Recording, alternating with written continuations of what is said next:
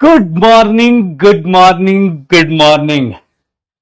और मेरे यकीनियंस, क्या हाल चाल?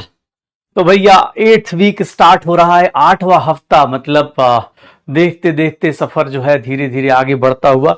और आवाज आ रही है भाई? हाँ, ठीक है। हेलो। ठीक है सब लोग। तो भैया तुम्हारा काम जो है कैसा चल रहा है? 2 दिन की छुट्टी हुई थी, तो इसमें बैकलॉग वाले बैकलॉग खत्म कर पाए कि नहीं कर पाए? कि सर अभी भी जिंदगी चल ही रही है सर, जैसे तैसे। मतलब आजादी मिल चुकी है कुछ लोगों को, बहुत बढ़िया। नहीं मिली है तो दिक्कत है। एक मिनट, एक मिनट।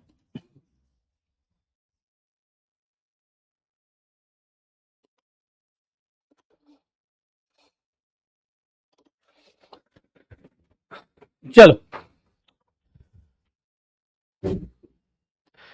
आरबीटी टेस्ट दिया था, बहुत बढ़िया। रैंक बूस्टर टेस्ट दिया था, बहुत बढ़िया।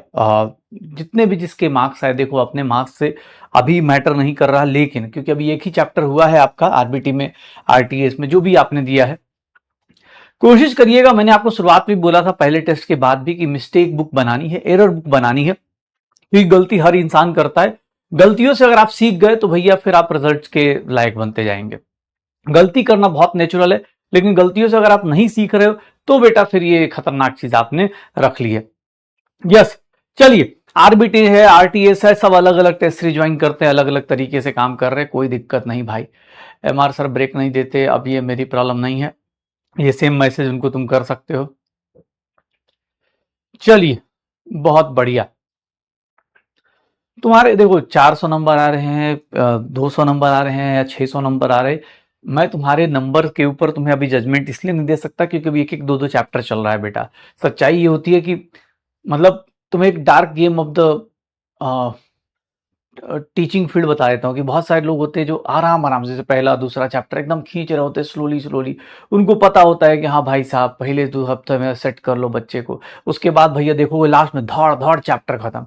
तो बेटा इसलिए मैं तुम्हें बार बार बोलता हूँ कि आप ना अपने ऊपर फोकस करो। आप किसी टीचर के ऊपर या किसी मतलब किसी के ऊपर भी, आपका मेन गोल ये होना चाहिए कि यार मुझे कहाँ से फायदा हो सकता है। और अगर हो सके, जो लोगों के पास कोई बैकलॉग नहीं है और अगर आपको लगता है कि पढ़ाई का मोमेंटम बन गया है, टाइम बच रहा है, तो कुछ चैप्टर्स अलग से आप प्लान कर लो, अपने हिसाब से प्लान कर लो। क्योंकि यार देखो लास्ट में क्या होता है ना कि जैसे जैसे आगे जाएंगे तो तुम्हें पता चलेगा, जब 6-7 चैप्टर 10 चैप्टर हो जाएंगे, उसका रिवीजन करने में टाइम लगेगा, तो रियलिटी उस टाइम हिट होती है। अभी तो भैया सब देखोगे ना एकदम सर हम इनसे पढ़े उनसे पढ़े, ये करे वो करे, ये टीचर बढ़िया वो टीचर बढ़िया। 10 हफ्ते बाद, अगले 10 हफ्ते बाद दिवाली का बम फटता है ना, उसके बाद सब एकदम सन्नाटा। तब टीचर नहीं, तब रहता है सिलेबस कैसे होगा। तो बेटा वहां तक वो हालात ना आए, इसीलिए मैं बोल रहा हूं तुमसे। और मैं तुम्हें एक सिंपल सी बात बता देता हूं। मेरे से पूछोगे तो मैं जो पढ़ रहे हैं उनसे मैं यही बोलूंगा कि इस हफ्ते से आप चालू करो, और अभी इस साल के एंड होने में टाइम है। तो अगर आप चाहते हो कोई भी topic, botany zoology physics chemistry, कुछ भी आप कर सकते हो बेटा। जैसे अगर अगर आप देखो ना तो एक टारगेट बना लो कि आज भैया 17 अगस्त है, ठीक है, इस वीक से चालू करूंगा, और इस साल के अंदर कोई एक टॉपिक, तो मतलब चाहे वो बॉटनी का हो, जूलॉजी का हो, चाहे केमिस्ट्री का हो, चाहे ऑर्गेनिक हो, कुछ भी अपने पास 31 दिसंबर तक, भाई अपने को कुछ तो आगे चल पाऊं मैं। सर ये साल बदलेगा ना, उससे पहले मैं कुछ तो आगे बढ़ पाऊं।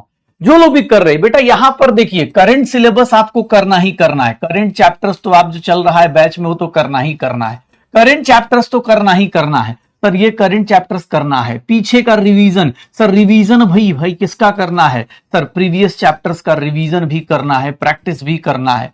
और अगर उसके बाद भी टाइम मिलता है, कुछ लोगों की स्पीड अच्छी है, तो भैया तुम अपने साइड से एक पैरेलली कोई एक टॉपिक उठा लो, चाहे वो बॉटनी हो, जूलॉजी हो, कुछ ऐसा ना कुछ जो तुमको लगता हो कि यार मैं ऐसा कर सकता हूं, इसको साइड बाय साइड मैं हफ्ते में या 2 हफ्ते में 1-2 चैप्टर निपटा सकता हूं, या 1-2 यूनिट निपटा सकता हूं बॉटनी की या जूलॉजी की या किसी की भी चीज की, फिजिक्स की, तो उसको जरूर करो।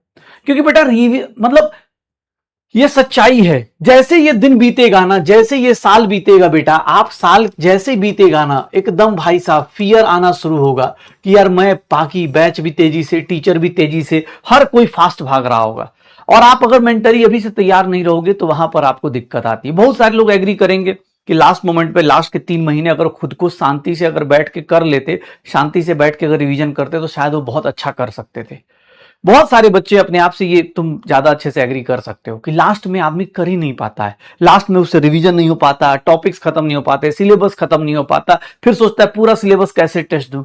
ये हालत नहीं आनी चाहिए, ठीक है।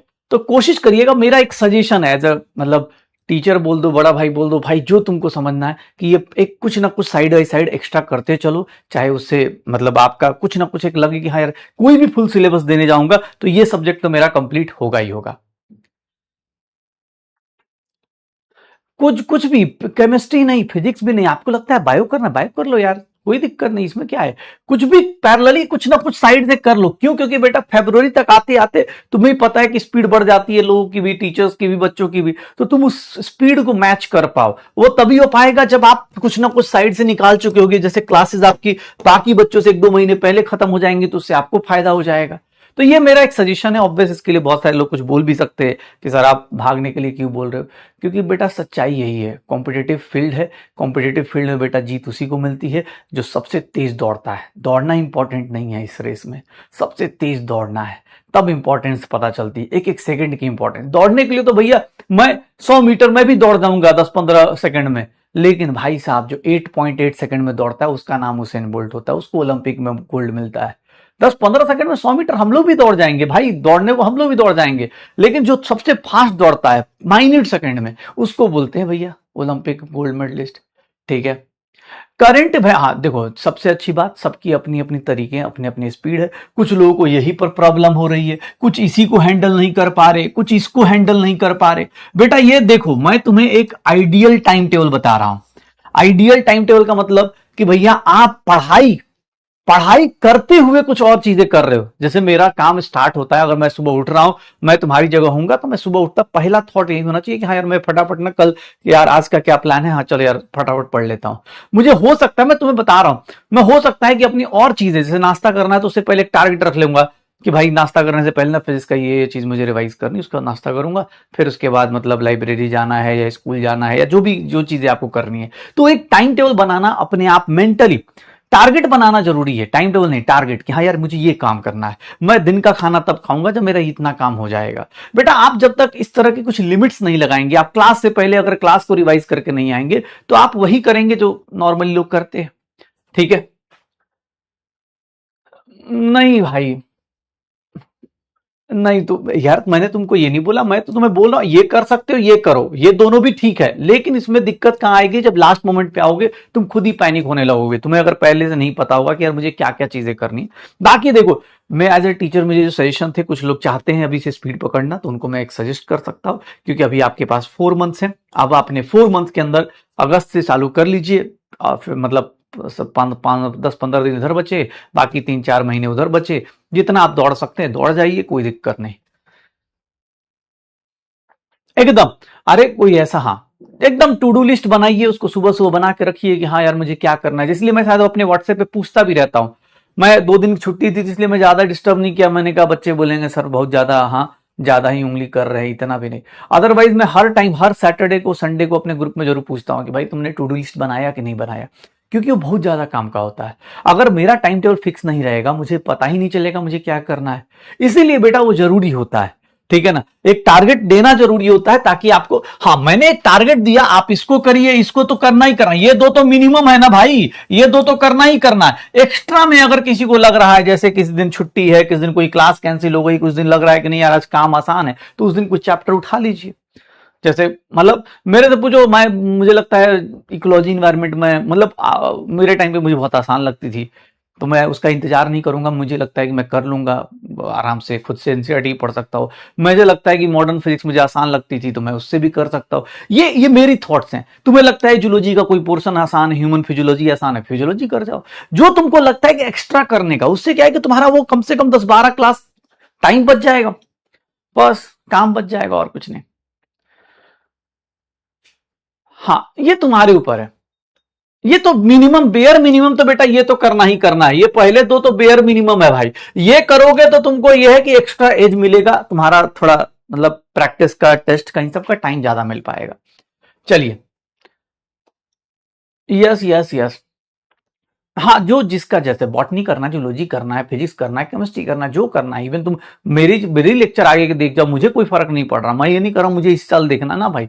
हाँ, ये लाइव क्लास ये कि आपको डिसिप्लिन थोड़ा ज्यादा बना रहता है। 3 क्लास आप करते हैं, हो सकता है किस दिन आप शाम को जल्दी फ्री हो गए, डीपी खत्म हो गया, रिवीजन खत्म हो गया, लग रहा है कि अब टाइम बचा है, निपटा दीजिए। लग रहा है कि हाँ यार कुछ कर सकते हैं तो कर दीजिए। ये बस कहना चाहता हूं और कुछ नहीं। बस ये एक टारगेट है 31 दिसंबर तक। जो लोग भी करना चाहते हैं एकदम स्वागत है, आप करिए जरूर और बताते रहिएगा। ओके, चलिए बैकलॉग का क्या करें। बैकलॉग का भाई मैं सच बता रहा हूं तुम्हें ना, बैकलॉग एक ऐसी बीमारी है जिसका सिर्फ और सिर्फ एक ही इलाज है, और वो इलाज सिर्फ और सिर्फ तुम ही कर सकते हो। कैसे? कुछ नहीं, लेक्चर को 2 टाइम्स की स्पीड पे लगाओ, 1 टाइम की स्पीड पे लगाओ। जैसे मान लो यही लेक्चर में बैकलॉग करने आता तो मैं ये 15-20 मिनट नहीं बात करता, मैं इसको उड़ा देता। अब बैकलॉग वाले को थोड़ी ना मोटिवेशन चाहिए, नोट्स में समराइज करता। आजकल तो मैं देख रहा हूं बहुत सारे ऐप आते हैं जहां पर नोट सेव करके पूरा कंबाइंड बना देते हैं बच्चे।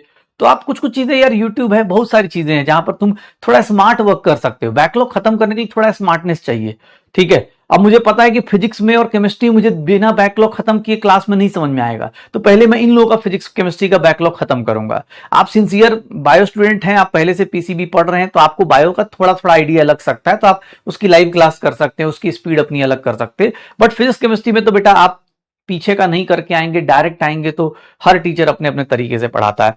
चलिए शुरू करते हैं। कंबाइंड क्लास क्वेश्चन मैंने करा दिया था, दे दिया था 6 वीक का और 7th वीक का, लास्ट वीक तक का मैंने कंबाइंड क्लास क्वेश्चन कल अपलोड करा दिया है। सैटरडे को भाई ऑब्वियस है वो 15 अगस्त थी तो उस दिन अपलोड नहीं हो पाया, लेकिन हाँ कल शाम को अपलोड हो गया था शायद। कंबाइंड क्लास क्वेश्चंस बेटा आप कर सकते हैं, वीकली आप रिवीजन करते रहिए और क्वेश्चंस करते रहिए। चलिए स्टार्ट करें। स्टार्ट करते हैं गाइस, बहुत ज्यादा मजा आने वाला है आज। क्यों? क्योंकि भैया थर्मोडायनेमिक्स से दुनिया हिला देने वाले लोगों का इंतजार कर रहा था मैं आज की क्लास के लिए। इस हफ्ते से भैया फिर से 2 टाइप के लोग अपनी क्लास में फिर से होने वाले हैं, सेग्रीगेशन होने वाला है। एक जिनको इन सब चीजों में मजा आएगा, और एक वो जिनको लगेगा कि क्यों मास्टर तुम बीमार क्यों नहीं होते, 2-4 दिन तुम्हारा बैकलॉग क्यों नहीं होता। ठीक है, तो भैया कैसे हैं आप और किस तरह से आप करना चाहते। लास्ट वीक हमने चालू किया था, लास्ट मंडे को कसमे वादे खाए थे कि भैया इस चैप्टर से कोई बैकलॉग नहीं करेंगे, और मैं प्राउडली कह सकता कि बहुत सारे बच्चे, इस बैच का तो छोड़ो, पड़ोसी बैच का भी बच्चा भाई साहब कसम खा के बैठा है कि सर इस चैप्टर से एकदम बैकलॉग नहीं करेंगे। तो भैया एकदम ऐसे लोगों का स्वागत है, और अब तुम्हारा ही फिजिकल केमिस्ट्री है। चलिए शुरू करते हैं, कौन बनेगा डॉक्टर, इस हफ्ते की शुरुआत करते हैं। अच्छे क्वेश्चंस आपका इंतजार कर रहे, बहुत दिनों से अच्छे क्वेश्चंस का इंतजार कर रहे थे आप लोग, ऐसे कौन बनेगा। केबीडी का आंसर क्या है? हाँ, केबीडी का आंसर एक ही है, मैं बनूंगा डॉक्टर। ठीक है, चलिए तो शुरू करते, स्टार्ट करते। पहला क्वेश्चन आपकी स्क्रीन पर ये रहा। ओ माय गॉड, प्रोसेस पहचानना है, ए से बी, बी से सी, सी से ए। मैं क्यों बोल रहा हूं तुमको, तो भैया प्रोसेस पहचानिए।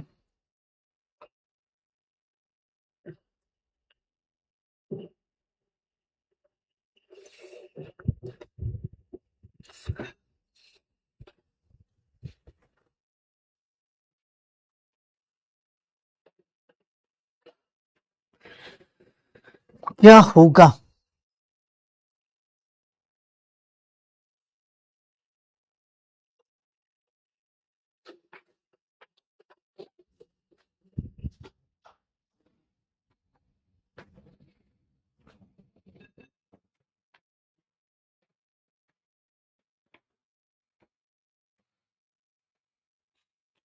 क्या होगा? ए टू बी कौन सा प्रोसेस है? ए से बी के बीच में देखेंगे तो यहां पर क्या हो रहा है सर, वॉल्यूम कांस्टेंट है। वॉल्यूम कांस्टेंट है तो आइसोकोरिक होगा सर, आइसोथर्मल हो नहीं सकता सर। यहां पर देखेंगे तो भैया बी टू सी बेटा ये देख लीजिएगा, volume is directly proportional to temperature. B to C में देख लीजिएगा, volume is directly proportional to temperature. Sir volume directly proportional to temperature है, मतलब प्रेशर क्या है? कांस्टेंट है। प्रेशर क्या है? आइसोकोरिक। प्रेशर क्या है? कांस्टेंट है। V is directly proportional to temperature. Sir यहां पर देख लीजिए C2A में देखेंगे तो यहां टेम्परेचर कांस्टेंट है, और जब टेम्परेचर कांस्टेंट है तो उसको आइसोथर्मल बोलेंगे। भैया देख लेना, अब यहां से शुरुआत होती है सर अच्छे क्वेश्चन और सिलेक्शन की, देख लीजिए यहां से अब शुरुआत होती है। सर अच्छा क्वेश्चन देखिए, यही देखिएगा, ये ग्राफ देखिए, यहां पर अब सर हमेशा पीवी का ग्राफ देखने की आदत लग गई है। आदमी जो होता है ना गलत संगति में पड़ गया है। हाँ उसको लग रहा है प्रेशर कांस्टेंट है तो आइसो बारीक होगा, मारेंगे। मोटी किताब उठा जल्दी से जल्दी, एक बार जल्दी से। सर ये दिख रहा है वॉल्यूम का ग्राफ है, टेम्परेचर के साथ वॉल्यूम कांस्टेंट है। यार गलती हो गया, सीली मिस्टेक हो गया। बेटा उसको सीली मिस्टेक एक दो बार बोलते, एक ही गलती बार बार सीली मिस्टेक लगातार करते हो तो उसको उस बीमारी का नाम होता है बेटा, इसको बोलते हैं सीली मिस्टेक डिसऑर्डर। ठीक है, सीली मिस्टेक डिसऑर्डर बोलते हैं बेटा। कोई पूछे तो बता देना, हमको नया नया बीमारी पता चला है, सीली मिस्टेक डिसऑर्डर। ठीक है, एसएमडी बोलते हैं बेटा, इसको डिसऑर्डर बोलते हैं कि सर जल्दी जल्दी में सॉल्यूशन देखते हैं ना सर, एकदम ऐसे लगता है कि क्या मेरा दिमाग सही में सही खा पी के आगे बढ़ रहा है कि नहीं। चलिए शुरू करें। अगला क्वेश्चन बेटा सही कर लेना, अगले क्वेश्चन को सही कर लेना, आज अच्छे अच्छे क्वेश्चन है। मोलर हीट कैपेसिटी की वैल्यू बतानी है, सीएम की वैल्यू बतानी है, and that is equals to Q upon M delta T, मतलब sorry N delta T. Sir आप बताइएगा मोलर हीट कैपेसिटी अगर कांस्टेंट, वाटर और आइस अगर एक टाइम पर हैं, वाटर और आइस ऐसे इक्विलिब्रियम पर हैं, ice eight 0 degree Celsius, water at 0 degree Celsius, बेटा इस टेम्परेचर पे, इस कंडीशन पे मोलर हीट कैपेसिटी कितनी होगी? इस कंडीशन पे मोलर हीट कैपेसिटी कितनी होगी? भैया फिजिक्स का क्वेश्चन मान लो चाहे यहां का क्वेश्चन मान लो, जहां से तुमको लगे कर सकते हो। यहां पर मोलर हीट कैपेसिटी कितनी होगी? सीएम की value Q upon N delta T. Sir अगर वाटर और आइस इक्विलिब्रियम में है मतलब ये क्या है? लेटेंट हीट है, और लेटेंट हीट में भैया डेल्टा टी क्या है? 0। ये टर्म बेटा आपका 0, तो सीएम की वैल्यू क्या हो जाएगी? इंफिनिटी हो जाएगी। सीएम की वैल्यू, मोलर हीट कैपेसिटी की वैल्यू कितनी हो जाएगी? इंफिनिटी। भैया जब आप टेम्परेचर कांस्टेंट है, प्रेशर कांस्टेंट है, डेल्टा टी का टर्म 0, मैथमेटिकली सीएम का वैल्यू कितना हो जाएगा? यहां पर टेम्परेचर आप राइज ही नहीं कर रहे, तो सर आंसर कितना आएगा? बी आएगा। चलिए भैया अगला क्वेश्चन बाबू बहुत ध्यान से देखिएगा। क्या आपको ये सर्कल दिख रहा है और क्या दिख रहा है गाइज? अपने अपने हिसाब से, ये किलो पास्कल में है, ये लीटर में है। एग्जैक्टली इस टाइप का क्वेश्चन लेक्चर नंबर 2 में कराया गया है।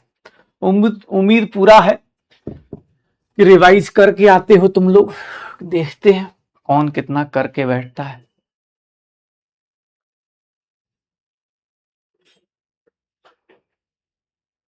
क्या होगा?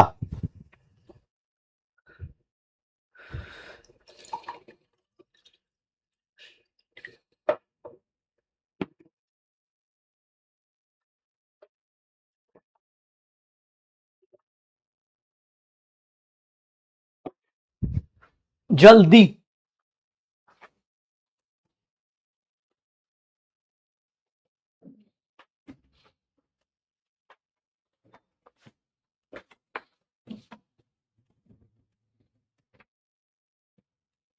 डीपीपी का क्वेश्चन है, बहुत बढ़िया।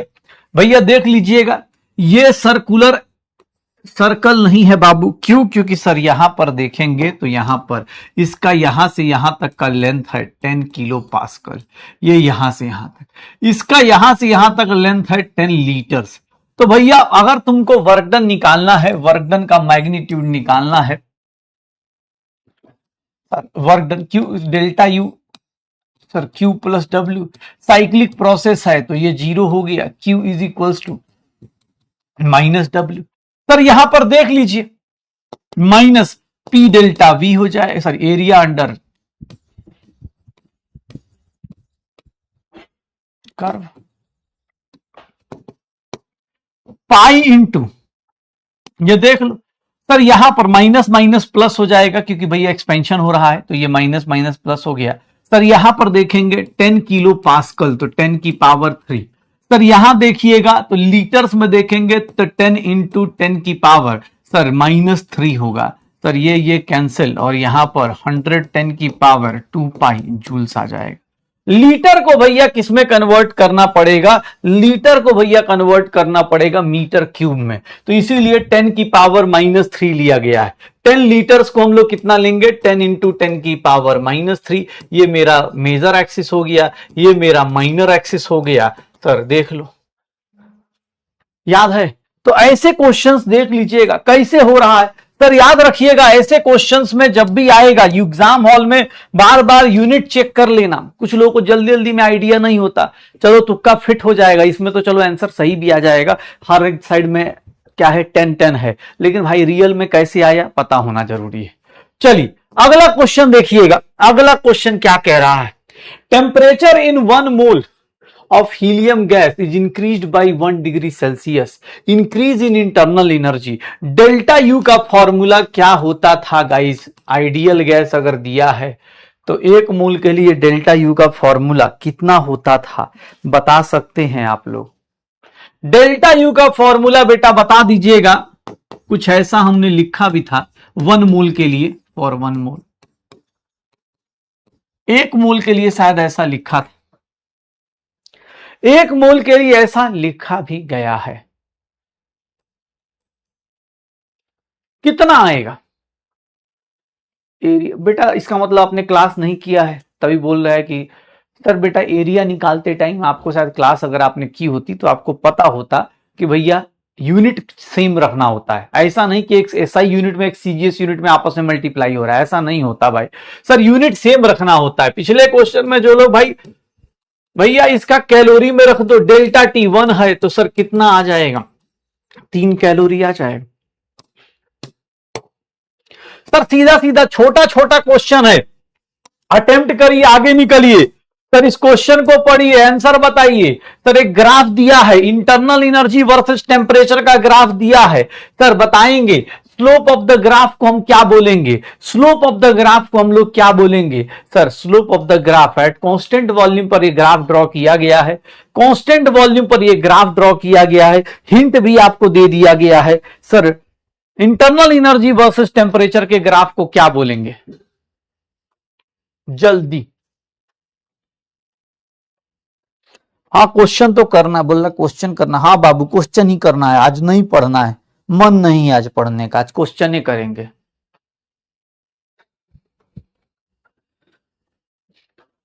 जो लोग भी बिना भाई क्लास किए हुए आए हैं, मतलब जो पिछले हफ्ते से क्लास नहीं किए बेटा, देयर इज यकीन 3.0, देयर इज ऑलवेज यकीन फॉर यू।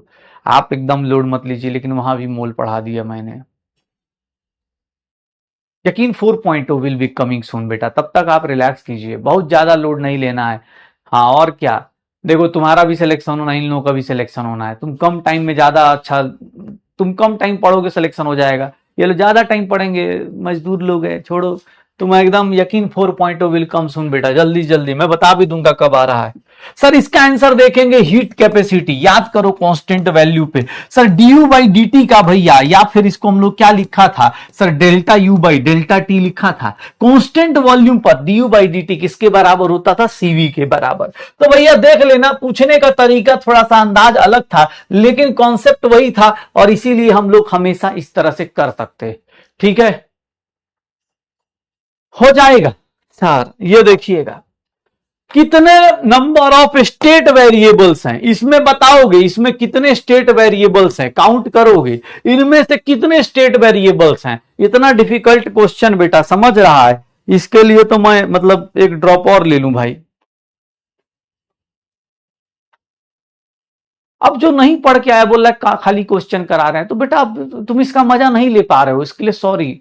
ये मजा उन्हीं को आ रहा है जिनका सिलेक्शन हो रहा है। अब सच्चाई सुन लो, बुरा लगे तो बुरा लगे तुम, ठीक है? तुमको लगेगा तुम जाते टाइम दबा देना बटन, कोई दिक्कत नहीं। लेकिन भाई अब इसमें उसी को मजा आएगा ना जो पढ़ के आए, जो सही में, क्योंकि एग्जाम हॉल में मेरी शक्ल नहीं जाएगी, ना ही वहां पर तुम्हारे नोट्स जाएंगे, ना ही तुम्हारा मतलब जो तुम कुचू पुचू वाली बातें वो नहीं जाएंगी एग्जाम हॉल में। एग्जाम हॉल में क्या जाएगा? जो आपने प्रैक्टिस किया, जो आपने रिवीजन किया, जो आपने ये डिफरेंट डिफरेंट टाइप के क्वेश्चन देखे, इससे आपका डर हटता है, ये सब चीजें एग्जाम हॉल में जाती है। तो बेटा सच्चाई ये है, बाकी तुम्हारी मर्जी, रोते रहो, हमेशा ही रोते रहो कि सर हमको तो कुछ नहीं आ रहा, मत भाई। पैसा, तुम्हारा पैसा वेस्ट हो गया तो इसके लिए कुछ नहीं कर सकता। अब तो गवर्नमेंट ही बोल रही है फ्री है, कर लो वहां से भी। यूट्यूब पे ही हम लोग के सारे लेक्चर्स फ्री हैं बेटा, कहीं से भी कर लो। लेकिन ऐसी फालतू की चीजें मत करो कि भैया सर कब करे, कितनी बार स्टार्ट करोगे बेटा। अब ये बैच निकल गया तो निकल गया, ये तो नहीं होगा, हीट नहीं होगा ना, एंथैल्पी होगा। सर कितने वेरिएबल्स हैं? सर 3 स्टेट वेरिएबल्स हैं। ठीक है, 3 स्टेट वेरिएबल्स हैं। ठीक है, यहां पर देखिएगा 3 स्टेट वेरिएबल्स हैं, बहुत बढ़िया। देख लो इस बैच में, देख रहे हो इतना है, सब फोड़ फाड़ के पिटता है, सब मोटी किताब से पिटाई खा खा के बैठता है सब। सब कोई ज्यादा मजा नहीं आता होगा, लेकिन भाई बैठा है, सब कर रहा है, कोशिश तो कर रहा है ना। सिलेक्शन देखो, रैंक इसका क्या आएगा नहीं पता, लेकिन भाई फाइट तो करना जरूरी है। हम पढ़ के नहीं आए तो मत आओ। क्या होगा? मीथेन गैस, प्लीज क्वेश्चन को पढ़ना आराम से। सर मीथेन कंबसन कर रहा है, कंबसन का मतलब पता है ना, आग लगी है मीथेन के अंदर। अब उसको 2 सिस्टम में रख दिया गया, एक एडियाबेटिक सिस्टम है, एक डाइथर्मिक कंटेनर है। 2 सिस्टम रखा गया, एक में भैया थर्मस फ्लास्क में डाल दिया गया, उसमें जला रहे उसको। जैसे मान लो किसी का हार्ट ब्रेकअप हुआ, वो किसी शेयर ही ना कर पाए, तो उसके साथ क्या होगा। और एक का भैया एकदम किसी दोस्त से बिंदास बात कर रहा है कि भैया कट गया, क्या करें अब। सोच लीजिए क्या आंसर होगा। एग्जाम में ऐसे ऐसे क्वेश्चन आएंगे तो कैसे अटेम्प्ट कीजिएगा।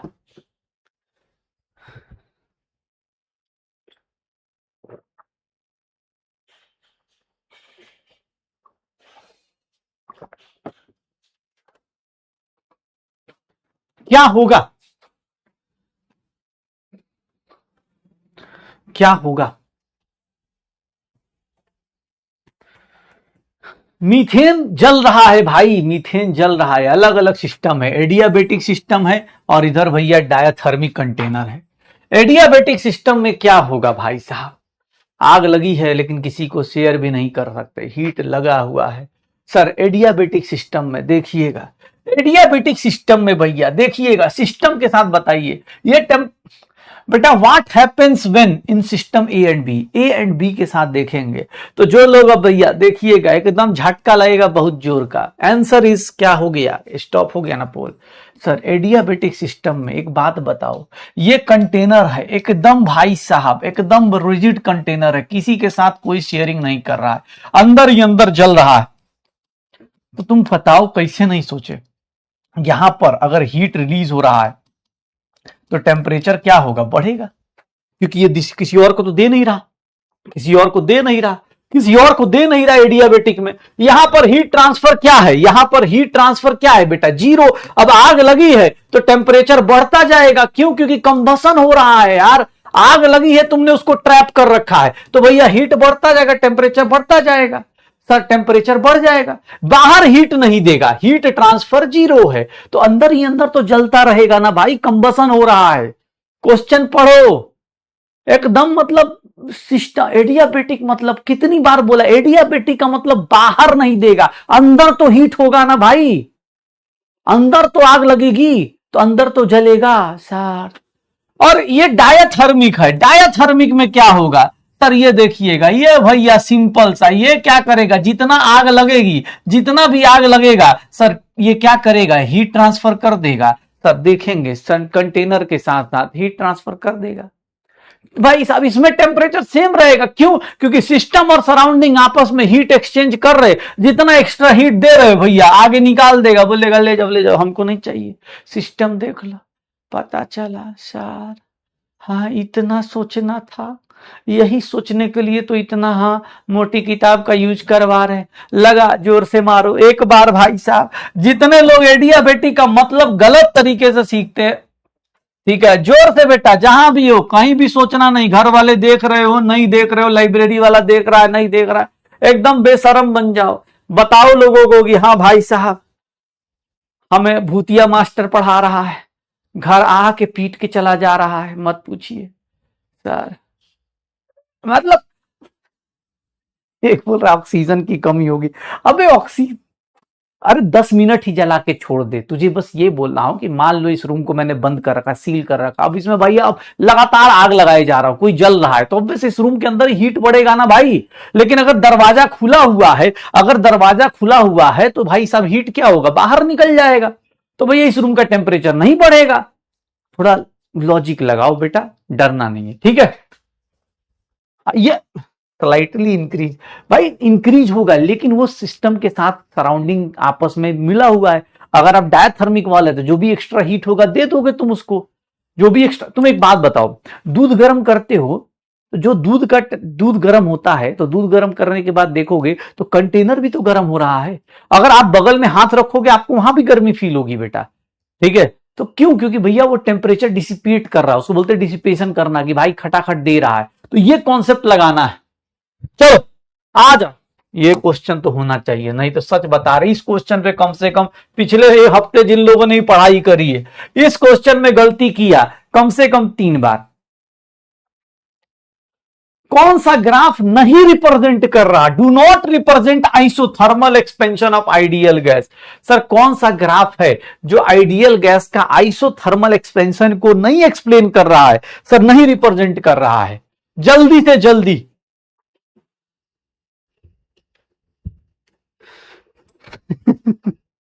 अच्छा, और कल पूछिएगा। अच्छा नहीं, 2 दिन की छुट्टी थी, पढ़ के आए नहीं हो तो तुम्हारी गलती है, हम तो पूछेंगे भैया।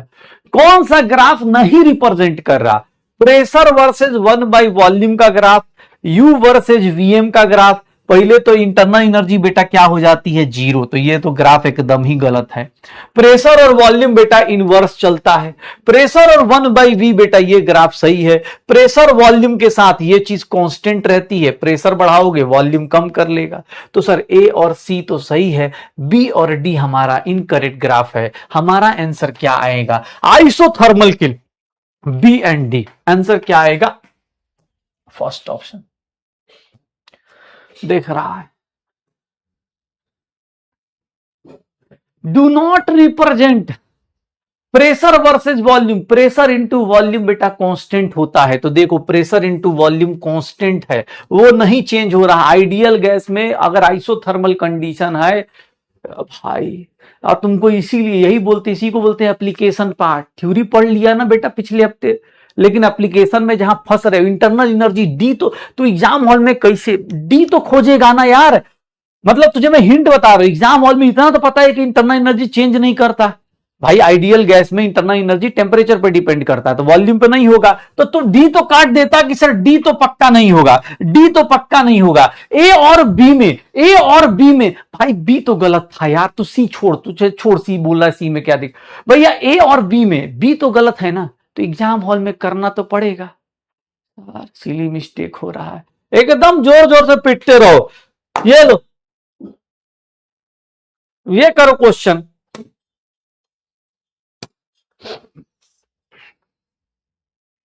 आइसोथर्मल है,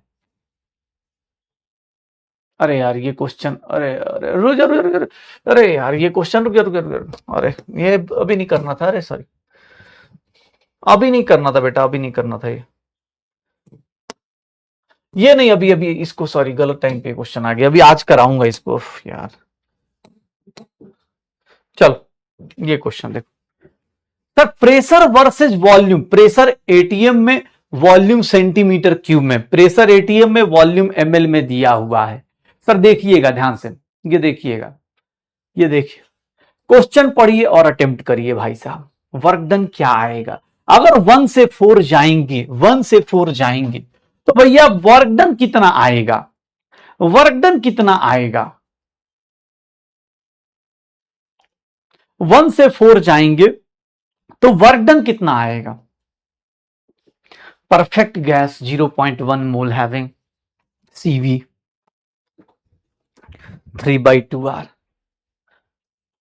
कितना होगा, कितना होगा बुरा लगता है तो बेटा अच्छी बात है ना, सोचो ना अभी बुरा लग रहा है, कम से कम एग्जाम के बाद बुरा नहीं लगेगा ना बेटा।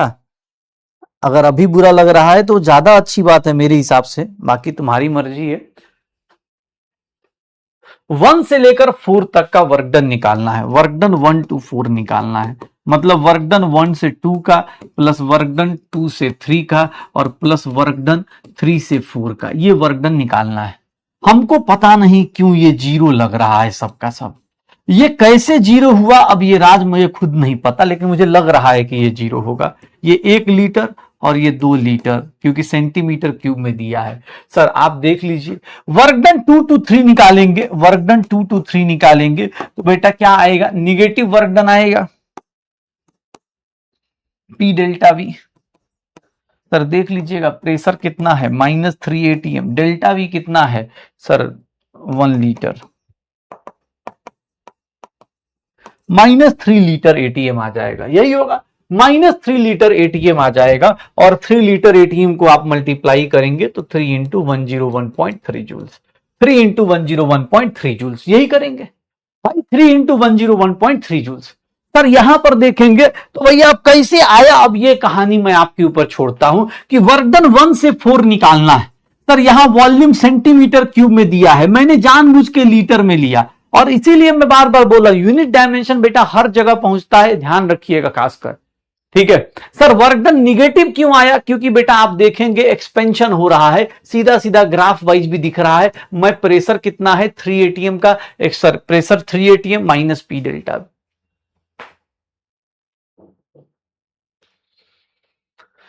प्रेशर 2 ATM कहां से है बेटा, ये नंबरिंग जो 1 2 3 4 किया गया है ना, ये भैया नंबरिंग है, ये ATM नहीं है, प्रेशर ये है, ये कोऑर्डिनेट प्रेशर होता है बेटा, ये कोऑर्डिनेट प्रेशर होता है, ये कोऑर्डिनेट प्रेशर होगा यार, प्रेशर 2 ATM बताओ, ये 1 2 3 4 ये बेटा नंबरिंग की गई है, 1 से लेकर 4 पॉइंट नंबरिंग की गई है, प्रेशर रियल में देखो 3 ATM है।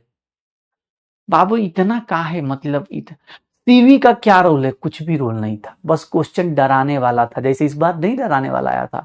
इस बार का क्वेश्चन आज की क्लास के बाद जाके करना, 2026 वाला रीनीट वाला, इस बार का क्वेश्चन दोबारा करना, आज की क्लास के बाद, आज क्लास में आइसोथर्मल रिवर्सिबल बता दूंगा तब करना बेटा, इसका कोई यूज नहीं था, बस डराने के लिए दिया था। वर्क डन बेटा अगर मैं नॉर्मल ग्राफ बोलता तो ये ग्राफ तुम धड़ाक से बना देते, ठीक है। सीवी का कोई लॉजिक नहीं है, सीवी का कोई लॉजिक नहीं है। सर ये दोनों के दोनों वर्क डन जीरो कैसे हुए, अब ये मुझे नहीं आता, मैं इस बात के लिए सॉरी। 1 to 2 जीरो इसलिए क्योंकि वॉल्यूम कांस्टेंट है, ठीक है, डन। चलिए अगला क्वेश्चन। ओ भाई साहब, ओ भाई साहब, ये सब कहा है जी, ये सब कहा सब लिखा है, इंग्लिश में लिख देता है ये सब हमको। हाँ थ्योरी पढ़ाइए सर, आगे निकलिए, आप भी खुश हम भी खुश। ये सब क्या चल रहा है, मैग्नीट्यूड को कंपेयर करना है, याद रखना मैग्नीट्यूड लिखा है बेटा, यहां पर क्वेश्चन में मैग्नीट्यूड ऑफ वर्क डन लिखा हुआ है, तो देख लीजिएगा।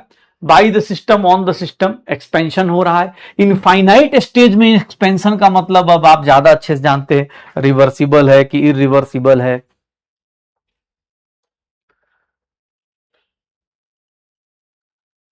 हाँ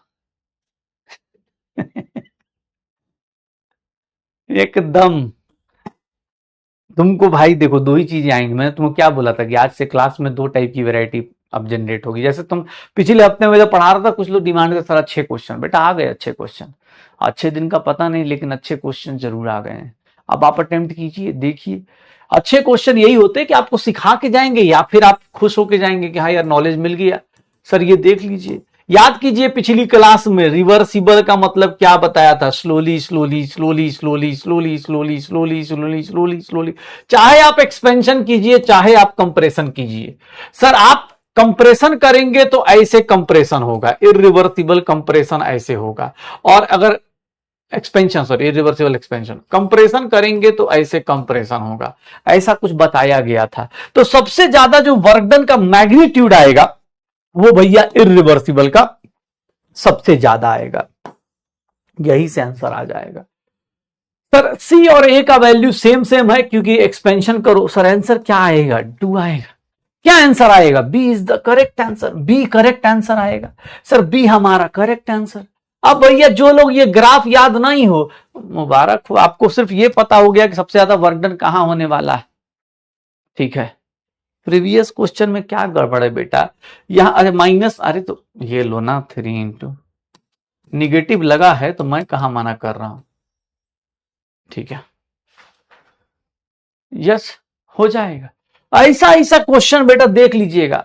ऐसे मैं आपको डराने के लिए मैं यहां लिख भी सकता था, जेई मेंस का क्वेश्चन है ये सब जेई मेंस का क्वेश्चन है, बस मैंने बताया नहीं आपको, ताकि आप साइकोलॉजिकली ये ना सोचे कि सर, होता ना कुछ लोग जेई के नाम सुनते हैं औकात से बाहर का सोचने लगते हैं, ऐसा कुछ नहीं है। सोच लो जेई मेंस के क्वेश्चन है, ऐसे ही क्वेश्चन पूछे जाते हैं। ये देखिएगा, क्वेश्चन पढ़िएगा, एग्जाम में ऐसे ऐसे क्वेश्चन पढ़ना है बेटा। मैकेनिकली स्टीयर्ड, स्टीयर्ड मतलब बाहर से कोई ऐसे ऐसे हिला रहा है, ऐसे ऐसे कर रहा है, स्टीयर कर रहा है, उसको स्टीयर करना मतलब घुमाना। सर क्या होगा, क्या होगा?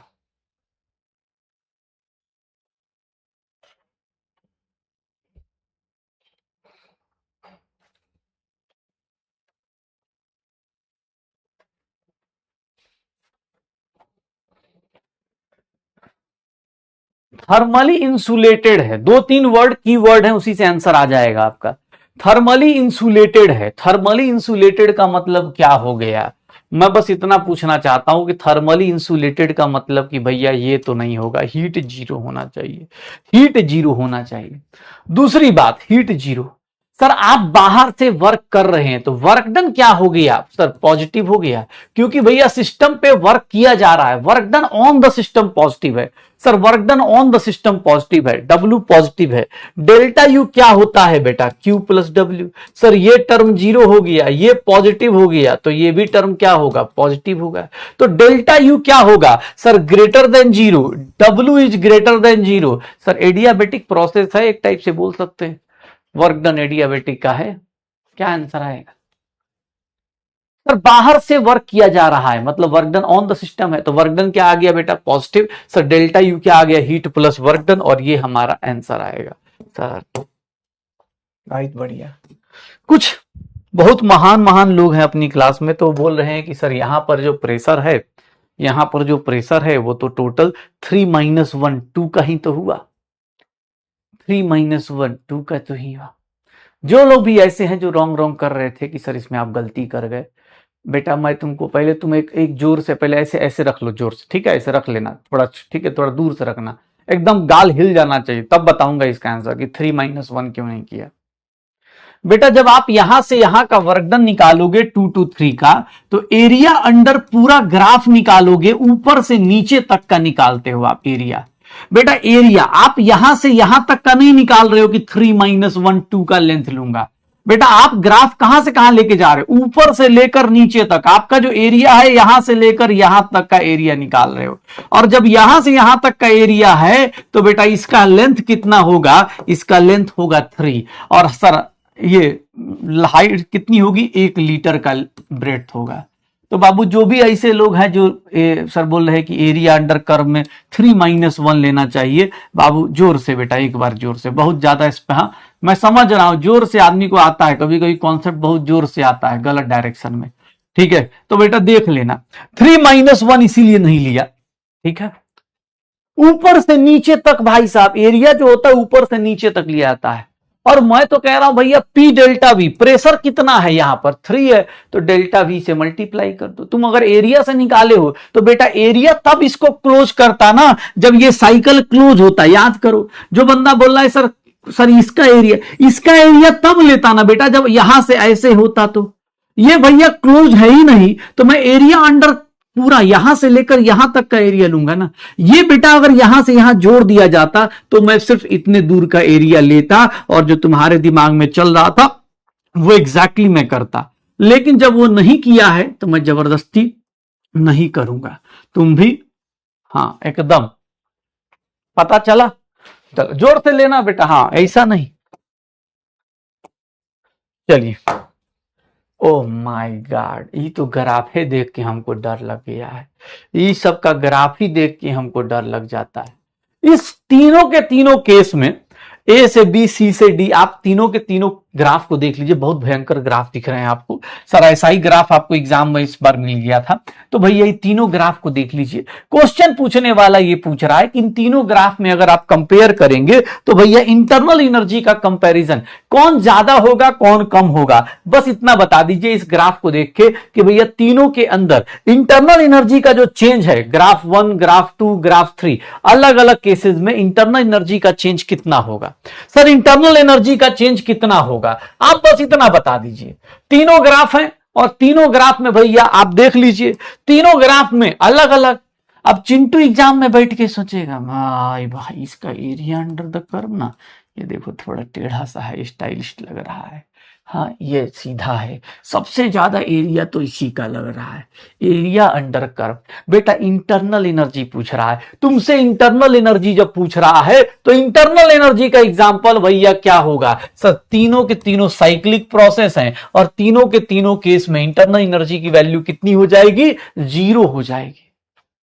मत सोचना ऐसे एग्जाम में कि भैया ग्राफ देख के डर गए, सोच रहे अलग लेवल का कुछ बना दे, नहीं बनाना कुछ अलग लेवल बेटा, वही लेवल रखो जो क्लास में है। 2022 नीट का क्वेश्चन है भैया, कर डालिए, 30 सेकंड भी नहीं लगना चाहिए। आइसोथर्मल एक्सपेंशन आइडियल गैस का हो रहा है, आइसोथर्मल एक्सपेंशन आइडियल गैस का हो रहा है। डेल्टा यू की वैल्यू किसके बराबर होगी, डेल्टा यू की वैल्यू किसके बराबर होगी, जल्दी, डेल्टा यू की वैल्यू किसके बराबर होगी। आइसोथर्मल एक्सपेंशन हो रहा है,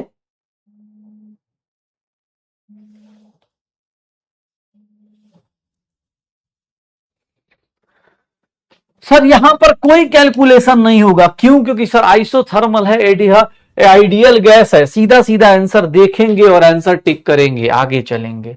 बाबू ये देखोगे, ओ माय गॉड क्या है जी सब, हमको तो हाँ अजीब अजीब सा लगता है, ये सब क्वेश्चन पसंद नहीं आता है, पता नहीं लोग क्यों पढ़ते हैं। क्वेश्चन करो भैया, और क्या।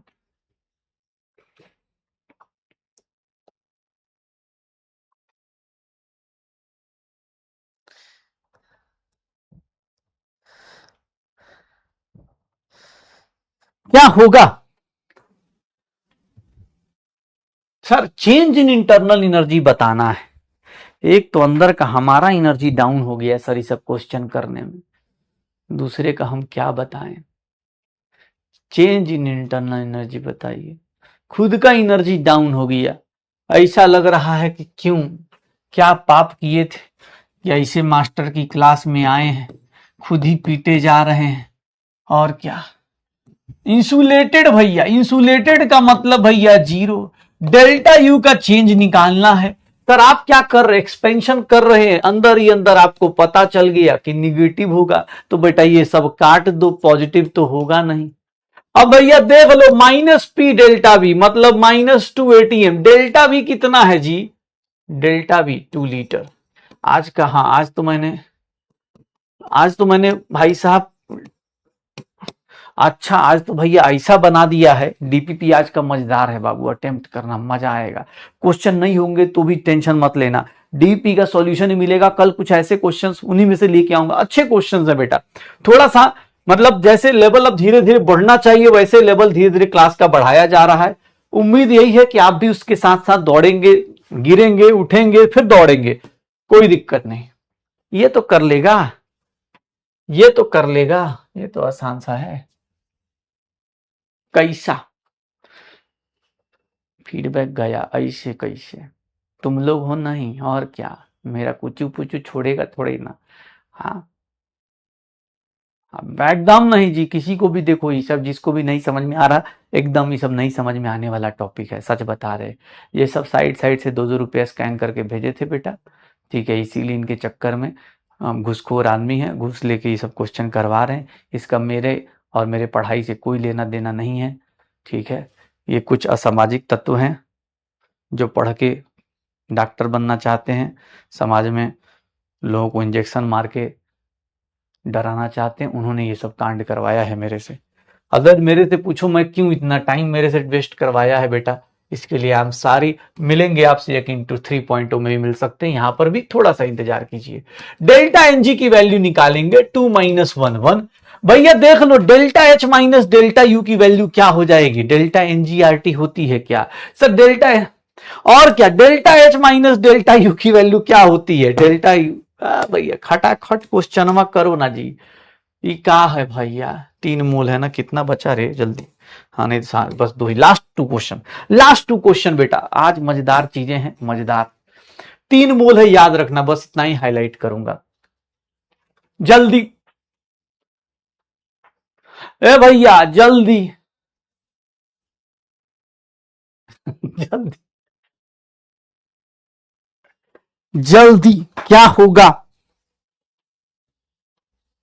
और क्या, पैसन भाई साहब, पैसन फॉलो करते हैं, तुम्हें क्या लगा 2 दिनों से हाँ क्राउड फंडिंग कर रहे थे हम, पैसा मिला था तो आज देखो क्वेश्चन लेके आए हैं, ऐसा ऐसा क्वेश्चन करा रहे हैं, खुद ही पानी पीना पड़ जा रहा है, देख रहा है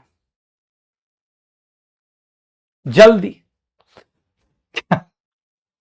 लैटेंट हीट वेपराइजेशन करा है, ठीक है, 500 kelvin and 1 atm pressure. What will be the change in internal energy of 3 moles of the liquid at same temperature and pressure? जल्दी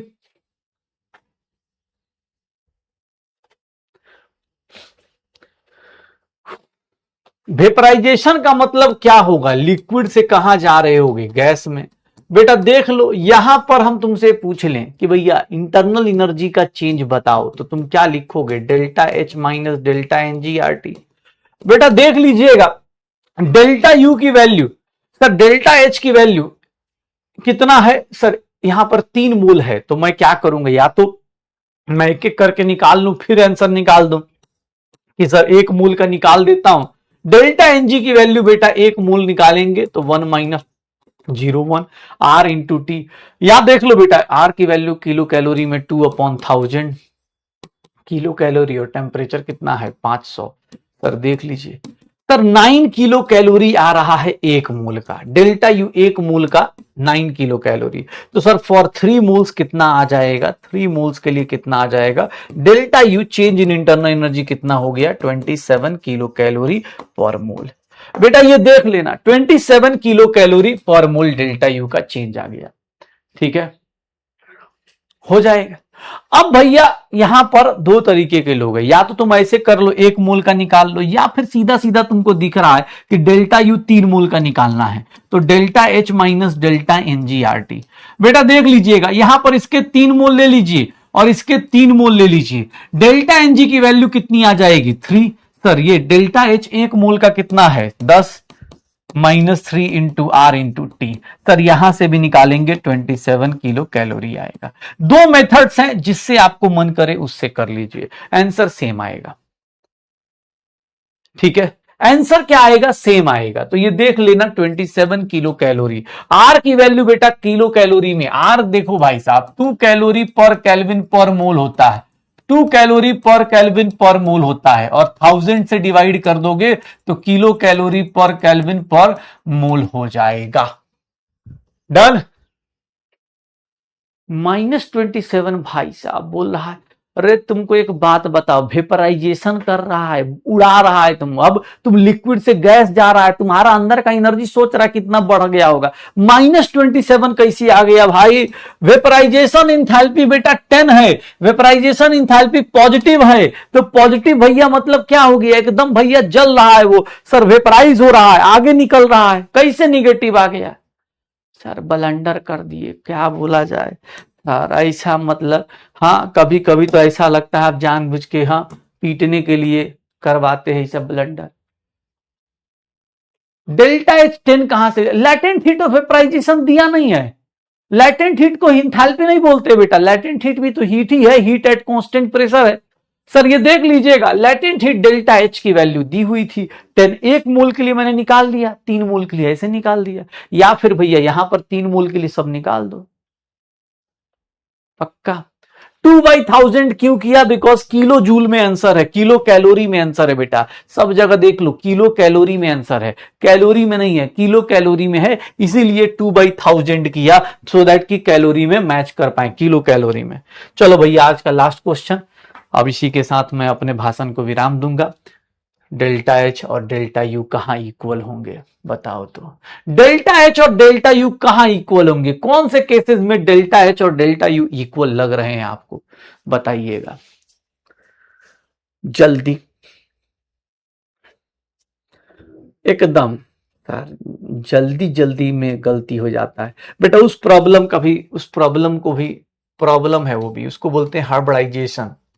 ये कुछ बीमारियां हैं बेटा जो आपको हो रखी हैं, इसको सही करने के वर्क कीजिए। सर जल्दी जल्दी में आता हुआ क्वेश्चन गड़बड़ हो जाता है। दैट मिस्टेक, हाँ, that type of disorder is known as hybridization. Hybridization तो नॉर्मल केमिस्ट्री में पढ़ते हैं, हाइब्रिडाइजेशन जो होता है एग्जाम हॉल में होता है। जल्दी, डेल्टा एच और डेल्टा यू कहां इक्वल होगा? अब ये राज बेटा मैं भी नहीं बता पा रहा हूं।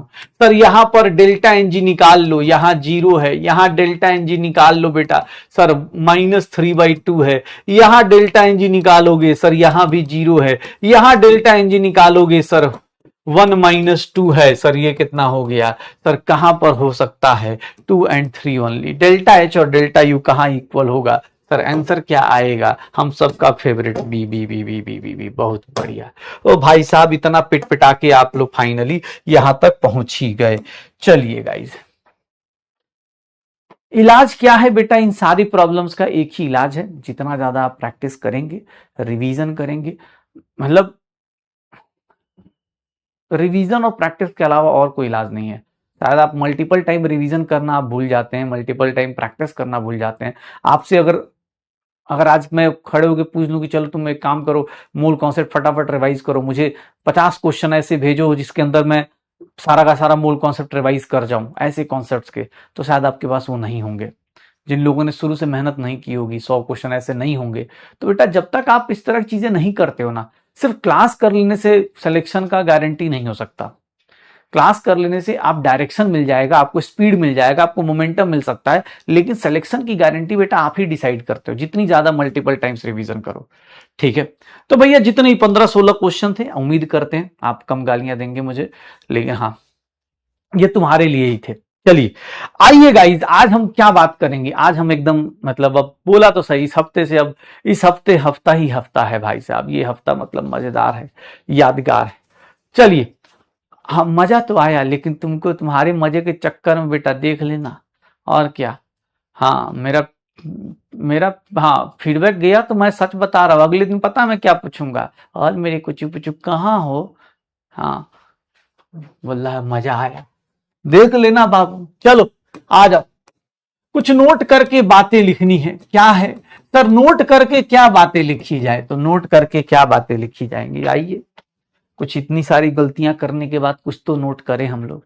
चलो स्टार्ट। हाँ ये सही है, अपने दोस्त से ही पकड़ के फीडबैक दिलो। अब ऐसा नहीं करना है, दोस्त कहीं और लेक्चर कर रहा है, तुम उसको जबरदस्ती पकड़ के ऐसा ऐसे गुंडागर्दी नहीं करना है जी। पता चला मोटी किताब से मार मार के देगा कि नहीं देगा, जल्दी दे। ठीक, ऐसा नहीं करो जी। हाँ मतलब अपना अपना काम कर दो, अगर मजा आया तो उस मजे को कंटिन्यू करेंगे। चलो चलो स्टार्ट करते हैं। नोट क्या स्टार्ट करना है नोट में? बाबू देखिएगा, आप सब लोग एक दो चीज पढ़ चुके हैं, थोड़ा सा ध्यान से देखिएगा। सीवी की वैल्यू आपको पता है, degree of freedom by 2 into R होता है। F is degree of freedom. ये पहला नोट में आज लिखवा रहा हूं, डिग्री ऑफ फ्रीडम। बेटा ध्यान से देखना, अपने पास डिग्री ऑफ फ्रीडम, आपको शायद सीवी की वैल्यू मैंने बता दी है। सीपी की वैल्यू जो देखते हैं वो degree of freedom by 2/2 into R होता है। सर ये डिग्री ऑफ फ्रीडम जो होता है, ये एफ तो डिग्री ऑफ फ्रीडम। सर यहां पर एक चीज देखने को मिलती है, ये सीपी हो चाहे सीवी हो, सीपी हो चाहे सीवी हो, ध्यान सुनना अपने पास, सीपी हो चाहे सीवी हो, molar heat capacity at constant volume, molar heat capacity at constant pressure, इनको भैया ये फिक्स्ड वैल्यूज हैं। सर याद करिएगा, अगर मैं आपको बोलूं कि मोनो एटॉमिक गैस है, ध्यान सुनिएगा, अगर आपको मैं बोलूं मोनो एटॉमिक गैस है बेटा, मतलब हीलियम है, नियोन है, ठीक है, आर्गन है, एटसेट्रा डैश डैश डैश, तो बेटा इसके लिए आप सीवी की वैल्यू क्या लिखते हैं? 3/2 आर। सर सीपी की वैल्यू क्या लिखते हैं 5/2r। और यहीं पर एक नया टर्म आता है that is known as gamma. और गामा पता है किसको बोलते हैं बेटा, गामा पता है किसको बोलते हैं, सीपी अपॉन सीवी को। सीपी अपॉन सीवी के रेशियो को क्या बोल जाता है, गामा, मोनोएटॉमिक गैस में। ठीक है, हाँ ये देखना अपने पास सीपी अपॉन सीवी के रेशियो को, दो कांस्टेंट है, दोनों कांस्टेंट को रेशियो ले लोगे तो गामा अपने पास आता है and that gamma is equals to 5/3। Sir monoatomic gas में देखेंगे, मोनोएटॉमिक गैस देखेंगे या फिर अगर हम बोले diatomic gas, diatomic gas for example, please बेटा साथ साथ में लिखते रहिएगा F2। और पॉलीएटॉमिक गैस लिख दिया जाए, पॉलीएटॉमिक गैस लिख दिया जाए लीनियर, लीनियर का मतलब जिसका स्ट्रक्चर क्या हो, स्ट्रेट लाइन हो, CO2 हो गया। सर इस टाइप के लोग जो होते हैं उनको बोला जाता है। इन दोनों केस में देखोगे तो सीपी की वैल्यू जो आती है, सीवी की जो वैल्यू होती है ये होती है 5/2r और इसकी जो वैल्यू होती है वो होती है 7/2r और इनके केस में गामा की वैल्यू होती है बेटा 7/5। पॉलीएटॉमिक गैस अगर लेते हैं नॉन लीनियर तो बेटा पॉलीएटॉमिक गैस नॉन लीनियर, जैसे फॉर एग्जांपल सर CH4 हो गया, CO2 गैस से CO2 कह रहे हैं SO2 गैस हो गया, ठीक है, इस टाइप के गैसेस, तो उनके केस में बेटा ये 6/2r, मतलब इसको हम लोग लिख देते हैं 3r, ये हो जाता है 8/2r, ये 4r और यहां पर 4/3। देख लो गामा की वैल्यू बेटा 1.67, ये 1.4 और यहां पर 1.33। सर ये टेबल ध्यान रखिएगा क्योंकि ये टेबल बहुत ज्यादा आपको फिजिक्स से लेकर केमिस्ट्री कहीं भी ये पूछा जा सकता है। सीपी अपॉन सीवी का जो रेशियो है, सीपी अपॉन सीवी का जो रेशियो है, ये सीपी अपॉन सीवी और गामा का रेशियो किसी भी जगह पर पूछा जा सकता है, ये ध्यान रखना। डाइएटॉमिक गैस और पॉलीएटॉमिक लीनियर गैस ये दोनों का सिमिलर टाइप का होता है, ठीक है। एकदम सुंदर सा बनाना है तो ऐसे ही बना देता हूं भाई, कोई ये ना बोले कि मास्टर के पास, हाँ देख रहा है। चल तो भैया गामा सीपी सीवी इन सब की वैल्यूज देख लीजिएगा। आपको गामा एक वर्ड बताया, gamma is just another constant, CP और CP upon CV, CP upon CV कर दीजिए 5/3r 7/2r। सर ये सीपी और सीवी के साथ हम लोग कुछ रिलेशंस एस्टैब्लिश करना चाहते हैं, कुछ रिलेशंस एस्टैब्लिश करना चाहते हैं, वो कैसे करेंगे अभी हम लोग देखेंगे। सर देखिएगा, हाँ आर क्या है बेटा, अब आर की वैल्यू तो नहीं पता मुझे क्या होती है, लेकिन कोई दिक्कत नहीं। अरे लाइन टेढ़ी है छोड़, एक बोल रहा है अरे भाई यार, भाई ऐसा मत कर यार भाई, बोल रहा है कि सर ये फिजिक्स में, बेटा दोनों में डिफरेंस पता है तुमको यार। मैथ्स मुझे लगता है इतना ज्यादा फिजिक्स के मास्टर लोग हाँ चिल्ला चिल्ला के पढ़ाते हैं, बोल रहा है कि सर फिजिक्स में बेटा ऐसे लिखा होता है फिजिक्स में, अगर तुमको लग रहा है कि मैंने गलत लिख दिया है तो बेटा F/2 और 2/2 को 1 ले लिया है, बोल रहा है कि सर गलत लिख दिया है। गलत नहीं लिख दिया है बेटा, वो वही है बस, मतलब और भी कहीं ये 2 से 3 टाइम्स हो गया और 2 से 4 टाइम्स, भाई और एक इजी कर देता हूं, पता चला सर R से R कैंसिल 7/5 हो जाता है, सीपी अपॉन सीवी का रेशियो। सर गामा से क्या होता है, गामा से या सीपी से या सीवी से क्या होता है, आपको अलग अलग टाइप की चीज, जैसे आज का डीपी करोगे बहुत मजा आएगा, फिजिक्स प्लस केमिस्ट्री मिला के आज का डीपी है, बहुत मजेदार, ठीक है डन। तो ये देखना अपने पास, ये मैं सीपी सीवी अपॉन गामा का रेशियो बताया, मैंने ये क्यों बताया क्योंकि इसका एक रीजन था, एक्चुअली रीजन क्या था ध्यान सुनिएगा अपने पास। मैं अभी नोट करके सारे प्रोसेस हो चुके, सारे प्रोसेस हमने कर लिए हैं, तो हम लोग नोट करें कुछ पॉइंट लिख रहे। सेकंड पॉइंट देखेंगे तो सेकंड पॉइंट क्या होता है, देखिएगा अलग अलग टाइप के प्रोसेस हैं, अलग अलग टाइप की चीजें होती हैं, प्लीज बेटा फोकस इधर ही रखना क्योंकि अब सच बता रहा हूं फिजिकल केमिस्ट्री अपने अब खुलने वाली है, जो साथ साथ में चलेंगे वो बहुत मजे में रहेंगे, नहीं चलेंगे वो तो भैया तुमको ही पता ही है। ये देख लो सर यहां पर बता रहा हूं कि जैसे अगर तुम सिंपल सी बात करें for isothermal process, isothermal process के लिए तुमने क्या बोला था बेटा, आइसोथर्मल प्रोसेस के लिए क्या बोला गया है कि प्रेशर इनटू वॉल्यूम क्या रहेगा, कांस्टेंट। प्रेशर इंटू वॉल्यूम क्या रहेगा, कांस्टेंट। अगर तुम इसका स्लोप निकालेगा तो भैया minus plus dP by dV की वैल्यू, डीपी बाई डीवी की वैल्यू बेटा क्या आती है, माइनस पी बाई वी आती है। आइसोथर्मल प्रोसेस के लिए हम ये बोलते थे, शायद याद करो, आइसोथर्मल प्रोसेस के लिए क्या बोलते थे, ये बोलते थे सर आप आइसोथर्मल के बारे में छोड़िए, आइसोबारिक प्रोसेस था उसके लिए क्या बोलते थे, आइसोबारिक प्रोसेस के लिए क्या बोलते थे कि सर प्रेशर कांस्टेंट है। अच्छा प्रेशर कांस्टेंट है, कितने लोगों को पता चल रहा है प्रेशर कांस्टेंट है, मतलब प्रेशर इंटू वॉल्यूम की पावर 0 कांस्टेंट है। ओ माय गॉड, मन कर रहा है ना कि क्या हो गया ये कितने लोग हैं जिनको पता चल रहा है कि सर ये चीज कैसे लिख दी आपने, एकदम मतलब पेन छोड़ के सर हाँ क्लास छोड़ के निकल जाने का मन कर रहा है, ऐसा लग रहा हो बेटा तो निकल जाओ, सच बता रहे हैं, क्योंकि इतना हाई फाई कॉन्सेप्ट हमको खुद ही बहुत लेट समझ में आएगा। कैसे पता चलेगा सर, प्रेशर इंटू वॉल्यूम की पावर 0, यहां प्रेशर इंटू वॉल्यूम की पावर 1 है, यहां प्रेशर इंटू वॉल्यूम की पावर 0 है। सर आइसोकोरिक प्रोसेस की बात करेगा, आइसोकोरिक प्रोसेस की बात करेगा तो आइसोकोरिक प्रोसेस में क्या होता है, वॉल्यूम कांस्टेंट होता है।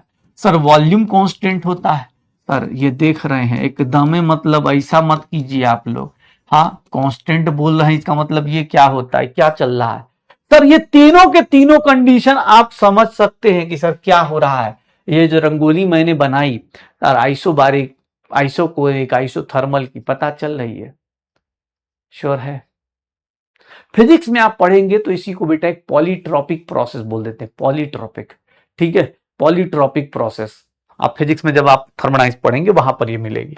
मैं आपको आइसोथर्मल, आइसोबारिक, आइसोकोरिक के बाद अब जो आपको बताने आया हूं वो भैया देखिएगा एडियाबेटिक प्रोसेस के बारे में बात करने आया। एडियाबेटिक प्रोसेस को अगर ध्यान से देखेंगे तो एडियाबेटिक प्रोसेस में बेटा ये रिलेशन जो होता है, ये रिश्ता जो है थोड़ा कॉम्प्लिकेटेड है। क्यों? क्योंकि ये हीट ट्रांसफर नहीं करता दूसरे से, ये अंदर ही अंदर जल रहा होता है। तो इसके केस में देखोगे तो प्रेशर इंटू वॉल्यूम की power gamma is equals to constant, pressure into volume की power gamma is equals to constant. Sir देख लीजिएगा वॉल्यूम की पावर गामा, एडियाबेटिक प्रोसेस में मैं इसको पढ़ाने आया हूं आपको, ये तो आपको तीनों को पहले बता चुका हूं। आज जो हम लोग नोट में लिख रहे हैं एडियाबेटिक प्रोसेस में, सर एडियाबेटिक प्रोसेस में क्या हो रहा है, अरे पावर यार पावर 0 है। क्यों? क्योंकि पावर, किसी का पावर 0 मतलब 1 होता है। अबे बेसिक मैथ में अभी पढ़ाया होगा सर ने, पावर एक्सपोनेंट ये सब, तो बेटा इसकी पावर 0 मतलब ये 1 है, इसकी पावर 0 मतलब ये 1 है, यहां इसकी पावर 1 है, यहां पर देख लो वॉल्यूम की पावर गामा कांस्टेंट होता है।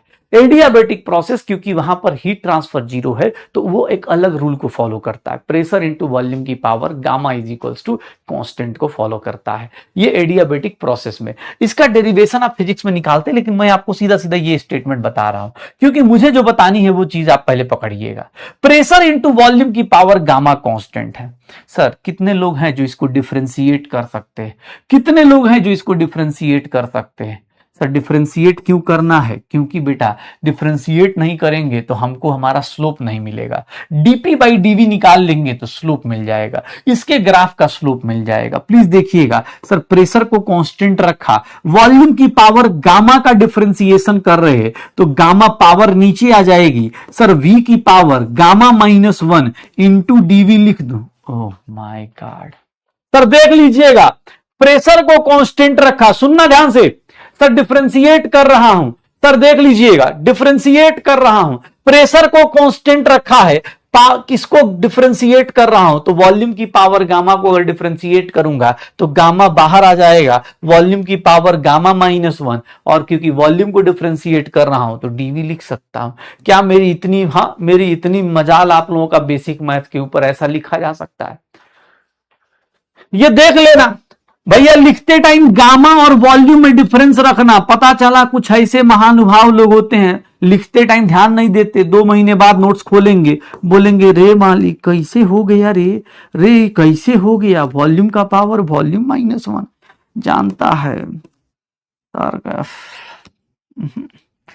Which is the best teacher. चलो हाँ देखते हैं कहां पर कम्युनिटी पे कौन अच्छा टीचर है बताओ तुझे, कोरा पे देखते हैं चल के। बेटा ऐसा मत लिखना प्लीज, हाँ थोड़ा सा डिफ्रेंशिएट करना, ये गामा है, ये वॉल्यूम है, ये गामा -1 डीवी। फिर से भैया अब अगली बार इसको कांस्टेंट कर दो। अब ये पहली बार इसको कांस्टेंट करा, इस बार इसको डिफ्रेंशिएट कर दिया। सर ये कांस्टेंट रहा, पी का डिफ्रेंशिएशन डीपी हो जाएगा 0। सर वी की पावर गामा डीपी, सर क्या लिखेंगे आप? सर ये माइनस पी इंटू, ऐसे लिख देता हूं, minus gamma into P into V की पावर गामा -1। सर देखिएगा अगर dV, sir dP by dV अगर लिखेंगे तो डीपी बाई डीवी की वैल्यू देखेंगे gamma into P into V की पावर गामा -1 अपॉन वी की पावर गामा। बेटा देख लो ये ऊपर गया तो सर ये क्या हो जाएगा, v की power gamma -1 minus gamma, sir cancel out. Sir ये क्या हो गया, minus gamma into P, minus gamma into P की पावर v-1। सर यहां पर एक लाइन लिखना चाहता हूं, minus gamma P by V. Sir slope of adiabatic curve करेंगे आप, अगर मैं ये सारा डिफरेंशिएशन इसलिए किया ताकि मैं आपको बता पाऊं कि स्लोप ऑफ एडियाबेटिक कर्व अगर आप निकालना चाहें तो एडियाबेटिक कर्व का स्लोप कितना आएगा। सर डीपी बाई डीवी किसके बराबर आएगी एडियाबेटिक में, तो यहां पर देखिएगा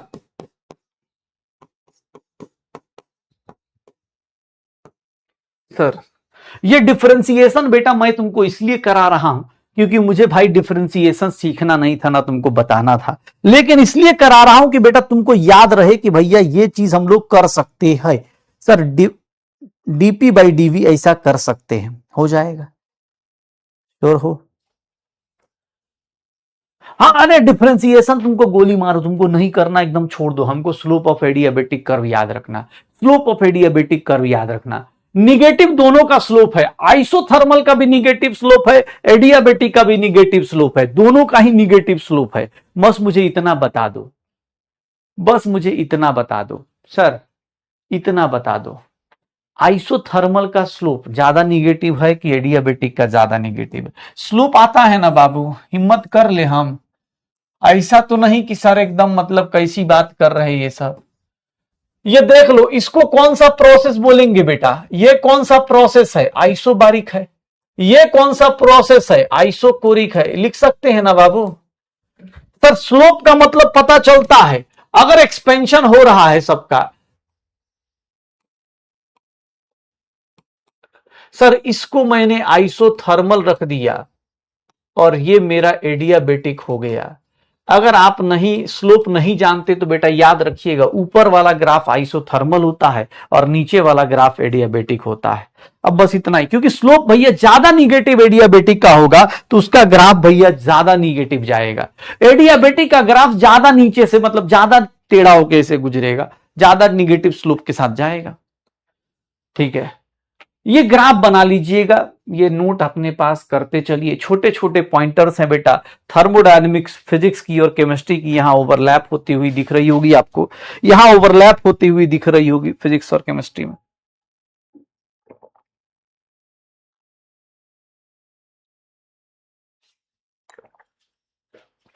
हाँ जब भी ग्राफ आएगा तो आइसोथर्मल और एडियाबेटिक का ग्राफ, जैसे कोई भी ग्राफ दिख जाए, अब तुमको शायद ये ग्राफ दिख रहा होगा, ये ग्राफ दिख रहा है,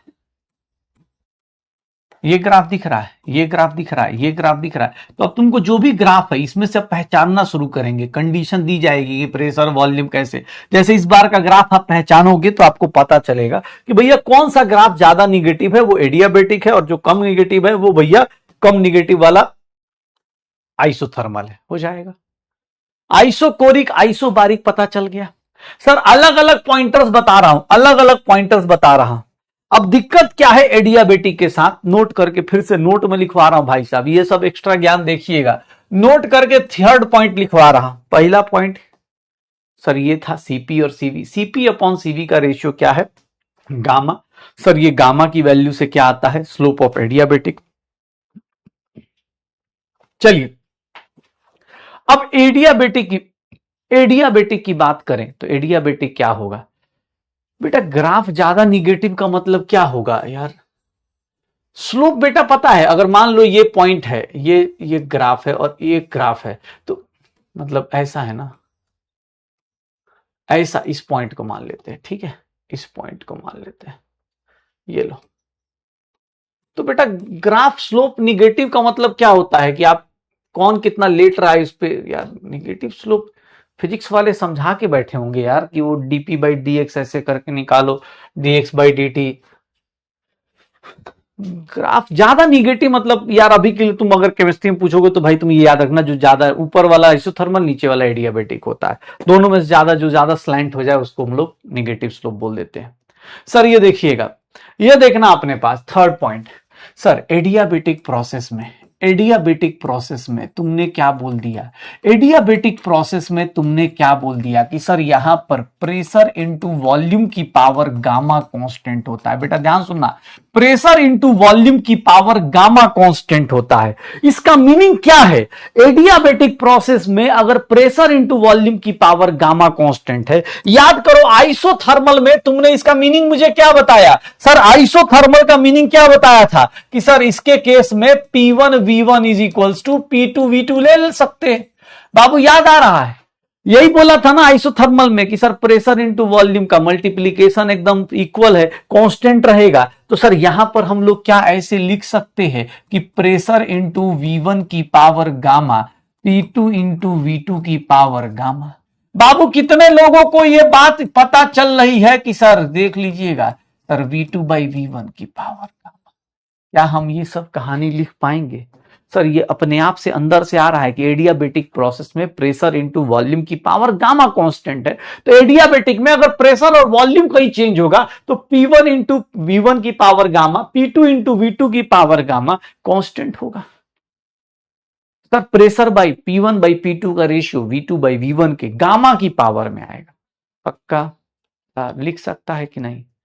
लिख सकता है ना भाई, साथ साथ चलना। अब इसको तुम बोल सकता है, कुछ बार बार बोल रहा हूं, पिछली 2 क्लासेस के बाद अब लोगों के अंदर आ सकता है कि सर बहुत सारे फॉर्मूलाज हैं, लेकिन अगर आप कॉन्सेप्ट एप्लीकेशन पे चलिए तो आज मैंने सिर्फ एक चीज आपको बताई है कि प्रेशर इंटू वी की power gamma, gamma CP by CB होता है, वो बताया गया है। सर बस 2 ही चीजें, बाकी ये सारी चीजें पहले बताई जा चुकी हैं, ये सारी चीजें आपको पहले बताई जा चुकी हैं, सिर्फ 2 चीजें आज बताई हैं। लेकिन कुछ लोग ऐसे बोलेंगे सर बहुत फॉर्मूला हो जाता है, ये एक फॉर्मूला, ये एक फॉर्मूला, ये एक फॉर्मूला।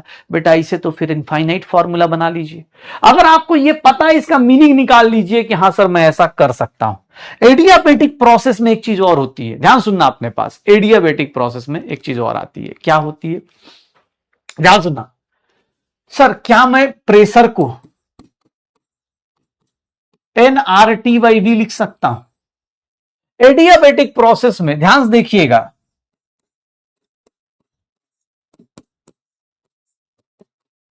एडियाबेटिक प्रोसेस में क्या मैं ये लिख सकता हूं? सर N कांस्टेंट होता है, R कांस्टेंट होता है, N कांस्टेंट R कांस्टेंट, तो मैं क्या ऐसा लिख सकता हूं कि कांस्टेंट को कांस्टेंट से डिवाइड कर लो। एडियाबेटिक प्रोसेस में बेटा क्या मैं ऐसा लिख सकता हूं, टेम्परेचर इंटू वॉल्यूम की power gamma -1 is equals to constant.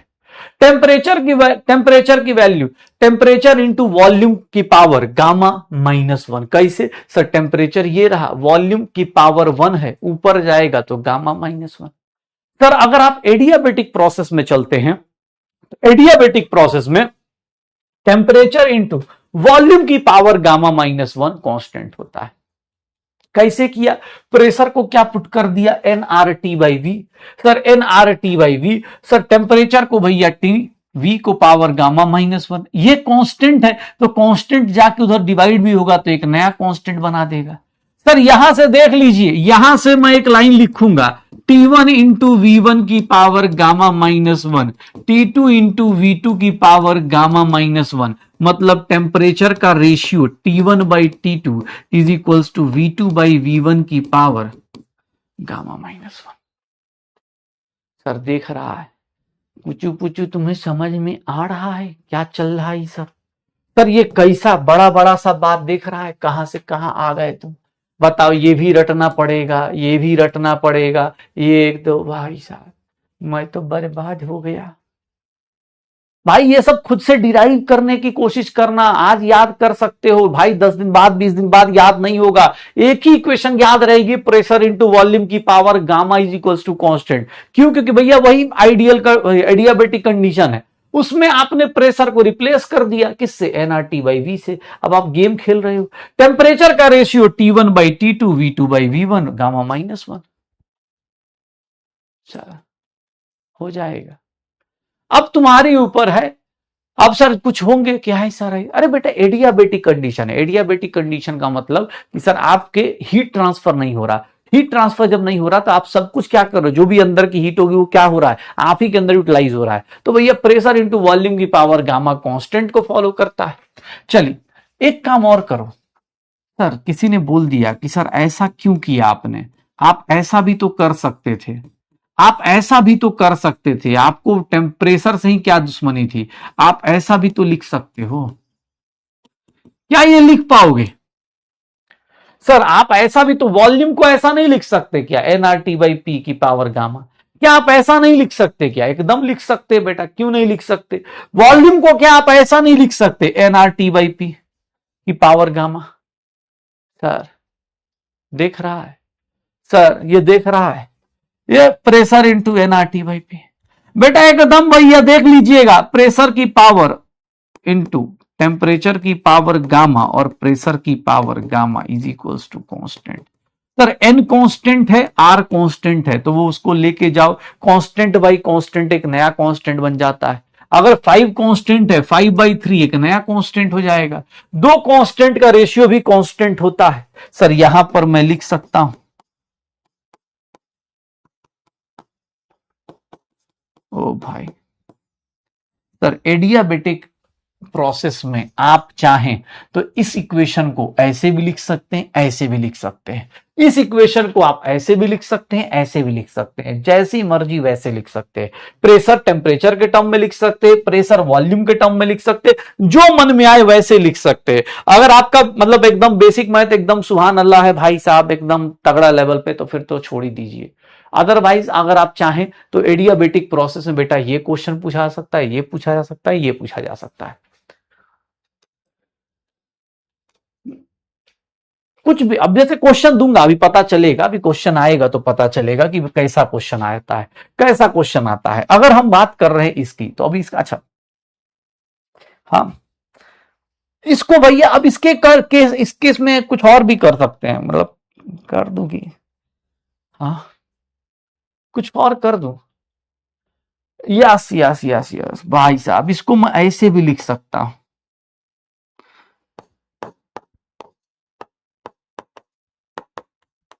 बेटा ऐसा कुछ फिजिक्स में बेसिक मैथ जब कराया गया होगा तो वहां पर ऐसा बताया गया होगा। मुझे पूरा भरोसा है कि वहां मास्टर ने चिल्ला चिल्ला के बताया होगा कि सर ऐसा हो सकता है। कभी फिजिक्स में एक शायद बेसिक मैथ जब करा रहे होंगे सर ना, तो वहां पे ऐसे बताए होंगे कि x की पावर 2 y की power 3 is equals to constant है। तो आप ऐसे ले सकते हो, ऐसा लिया जा सकता है, ऐसा कुछ बताया गया होगा पावर्स के साथ खेलने को।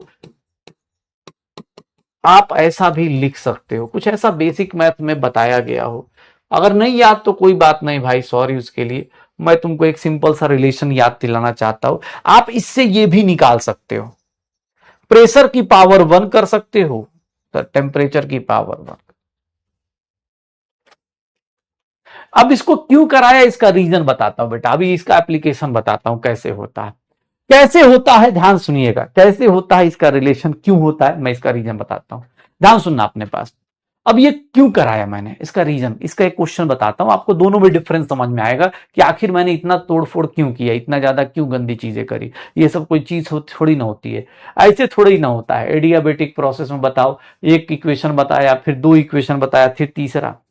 इसका रीजन है सर, देखिए बेटा बेसिक मैथ ये कहता है कि आप देखिए, सीधी सी बात है, अगर आप बेसिक मैथ पढ़ते हैं तो वहां पर ऐसा बोला जाता है कि भैया आप पावर्स को ना ऐसा कर सकते हैं। ये देख लो बेटा, अगर ये इक्वेशन है तो पावर्स के साथ आप ऐसा डिवीजन कर सकते हैं कि भैया इसको किससे डिवाइड कर दिया, m से, और इसको किससे डिवाइड कर दिया, m से। सर ये कांस्टेंट ही रहेगा। सर आप ऐसा लिख सकते हैं, ऐसा बेसिक मैथ हमें इजाजत देता है। बाकी नहीं कराया कोई दिक्कत नहीं, इट्स माई बैड भाई, मैंने नहीं बोला एकदम। मैं तुमको इसका डिफरेंस क्यों मैंने ये सारी चीजें बताई तुम्हें, इसका रीजन बताता हूं। उसका रीजन क्या है, मैंने तुम्हें ये सारी चीजें इसलिए बताई क्योंकि क्वेश्चन ऐसा पूछा जाएगा बेटा। क्वेश्चन देखना, ideal gas at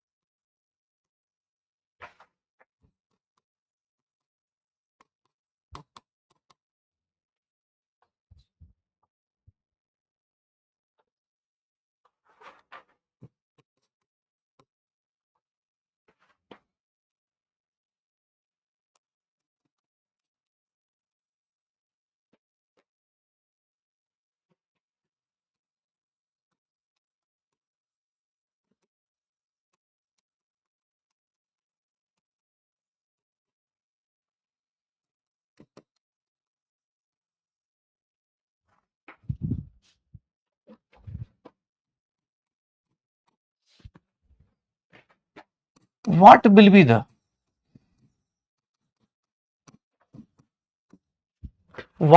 the final volume in both cases। Sir एक गैस है, एक गैस आइडियल गैस, हीलियम ले लिया है मैंने, ध्यान सुनना अपने पास। एक आइडियल गैस है, मैंने किसको लिया, हीलियम को लिया, हीलियम को ले लिया। वो भैया pressure 2 atm, temperature 27 degree, volume 4 litre पे बैठा हुआ था। एक आइडियल गैस है, ध्यान सुनना, एक आइडियल गैस है, pressure 2 atm, temperature 27 degree Celsius, volume 4 litre है। अगर मैं इसको आइसोथर्मल प्रोसेस में डालता हूं और प्रेशर को मैं 5 atm कर देता हूं, और इसको मैं एडियाबेटिक में प्रेशर को 5 atm करता हूं, दोनों साइड में प्रेशर को 5 atm ही कर रहा हूं, मुझे बस इतना बता दो, क्या दोनों केस में वॉल्यूम इक्वल होगा या दोनों केस में वॉल्यूम अलग अलग होगा। सर इन दोनों केसेस को देखोगे तो भाई कैसे सॉल्व करेंगे। अब एक में आइसोथर्मल जा रहा है, एक में एडियाबेटिक जा रहा है। इसी क्वेश्चन को सॉल्व करने के लिए पिछली इक्वेशंस बताई गई हैं आपको कि भैया आइसोथर्मल प्रोसेस है, अगर आप आइसोथर्मल प्रोसेस लेते हैं तो आइसोथर्मल प्रोसेस में सिंपल हिसाब है sir, P1 into V1 is equals to P2 into V2। Sir pressure कितना है 2 atm, वॉल्यूम कितना है 4 लीटर। सर प्रेशर कितना है 5 atm, वॉल्यूम कितना है निकालना है, V2 की वैल्यू 8/5 लीटर आ गई, सर 1.6 लीटर आ गया, बात खत्म। पहले वाले में भैया वॉल्यूम 1.6 लीटर आ गया, बहुत सिंपल सा कैलकुलेशन। लेकिन अगर मैं बात करूं एडियाबेटिक प्रोसेस में, तो एडियाबेटिक प्रोसेस में बेटा ध्यान से देखना, एडियाबेटिक प्रोसेस में देखोगे तो भैया यहां पर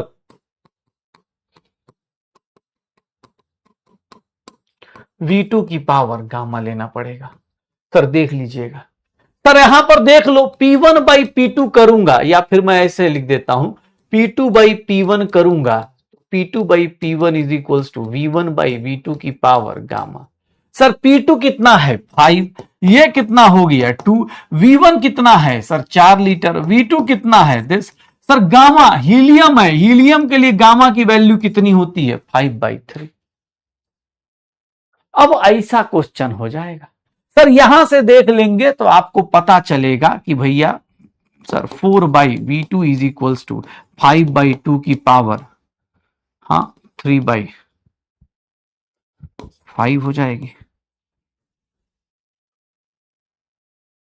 ऐसा अब ये सॉल्व करना अपने आप में टास्क हो जाएगा। बस डिफरेंस क्या आएगा आपको पता चल जाएगा कि V2 की वैल्यू कितनी आ जाएगी। Sir V2 will be 4/4 divided by 5/2, 2.5 ही लेता हूं ना यार, चलो कोई बात नहीं।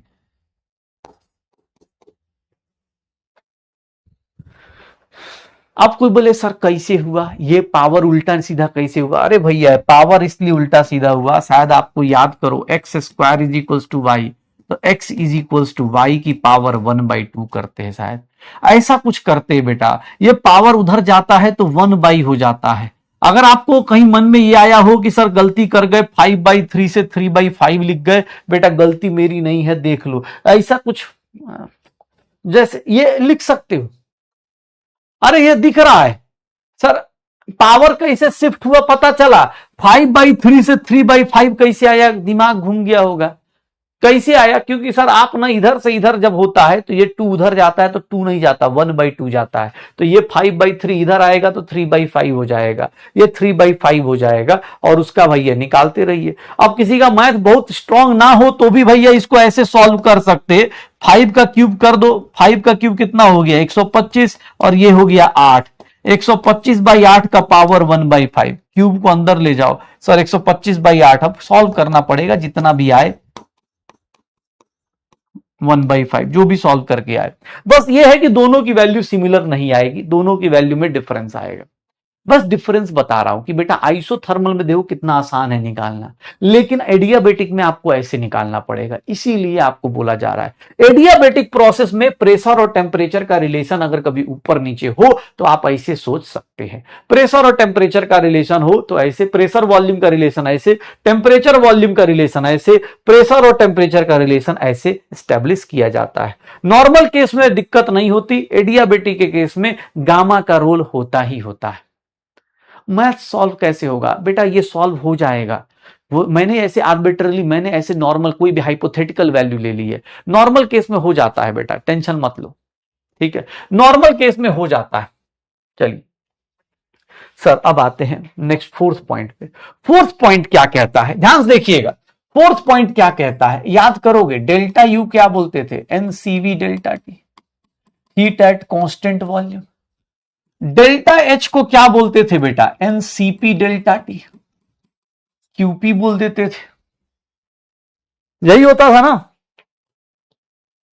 सर।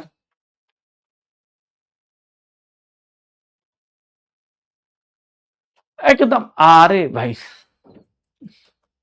जितना भी है वो वैल्यू कितनी आएगी भाई उसको कैलकुलेट करना पड़ेगा, मैं एग्जैक्ट अब ऐसे कैलकुलेशन 1/5 √1/5 निकालना मेरे लिए भी डिफिकल्ट है भाई, तो मैं उसको ऐसे एग्जाम में पूछेगा निकाल लेंगे, वो इतना डिफिकल्ट नहीं पूछेगा आपकी, आप निकाल ही नहीं सकते, ठीक है, वो ऐसा नहीं पूछेगा। चलो डेल्टा यू और डेल्टा एच की बात कर रहा हूं, तो डेल्टा यू और डेल्टा एच की बात की जाए, 5/3 कहां से आया, 5/3 बेटा आइडियल गैस हीलियम है, मोनो एटॉमिक गैस है, तो मोनो एटॉमिक गैस का गामा अभी जस्ट आपने कॉपी में लिखा है 5/3, अभी जस्ट आपने कॉपी में लिखा है 5/3, तो इसलिए मोनो एटॉमिक गैस के लिए आया। देखिएगा, ये देखो सर, अगर हम इसके बारे में बात करें सर, यहां देख लीजिएगा, हमने delta H minus delta you को लिखा है सर, पी डेल्टा वी भी लिखा है, ऐसा कुछ लिखा जा सकता है। चलिए अगर हम सब कुछ सारी की सारी कैलकुलेशन एक मोल के लिए करें, फॉर 1 मोल अगर हम कैलकुलेशन करेंगे तो बेटा राइट हैंड साइड में आप देखेंगे, राइट हैंड साइड में देखेंगे तो ये क्या हो जाएगा, CP delta T, delta U की वैल्यू निकालेंगे क्यूवी, तो ये क्या हो जाएगा, सीवी डेल्टा टी, ठीक है, ये देख लेना सीपी डेल्टा टी सी, एक मोल के लिए मैं कैलकुलेशन कर रहा हूं, ध्यान रखना मैंने राइट साइड में सारे एक एक मोल कर दिया है, इसीलिए जब मैं एन मोल बोलूंगा तो राइट साइड में मल्टीप्लाई करूंगा, सुनना ध्यान से सर, ये देख लीजिएगा, ये देखना,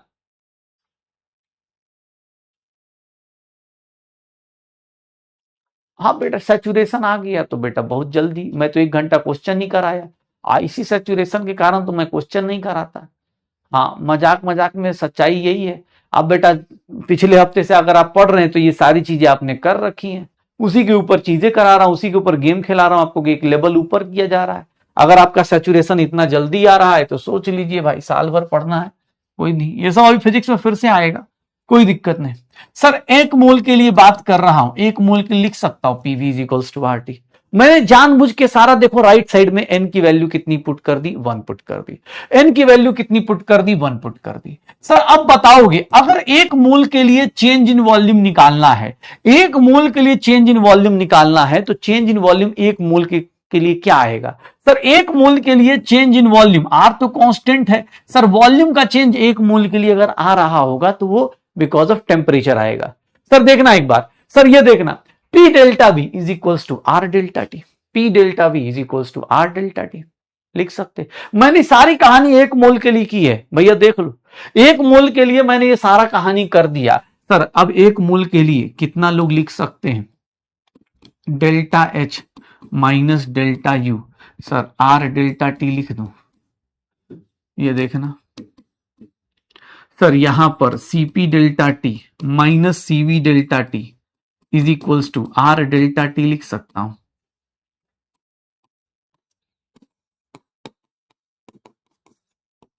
एक मोल के लिए बेटा देख लीजिएगा, फॉर 1 मोल आप ये लिख सकते हैं, for 1 mole CP minus CV, ये क्या है? मोलर हीट कैपेसिटी है।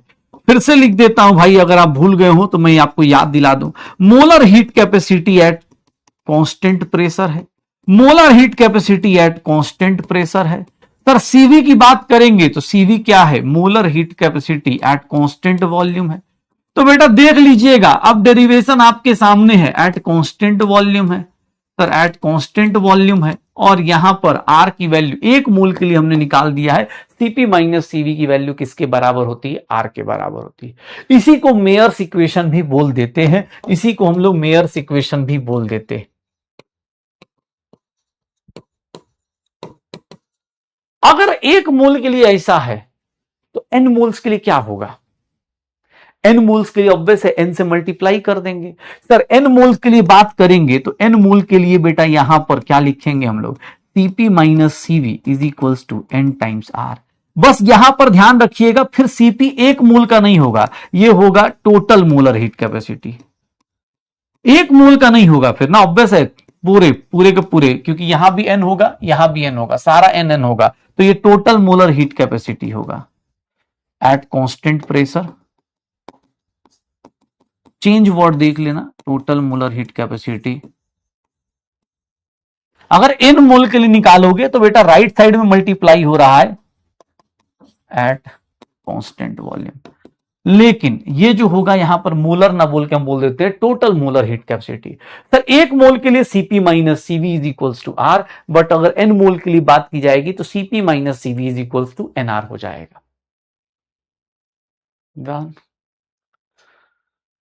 हाँ, तो भैया अब तुम्हारे ऊपर है, तुमने 1 मोल के लिए डिराइव किया, 1 मोल के लिए पहले ये फॉर्मूला डिराइव कर लिया। n मोल्स की बात करोगे तो सर n मोल्स ऑब्वियस है, मल्टीप्लाई करोगे, जैसे ही n रखोगे सर यहां n मल्टीप्लाई, यहां n मल्टीप्लाई, यहां n मल्टीप्लाई।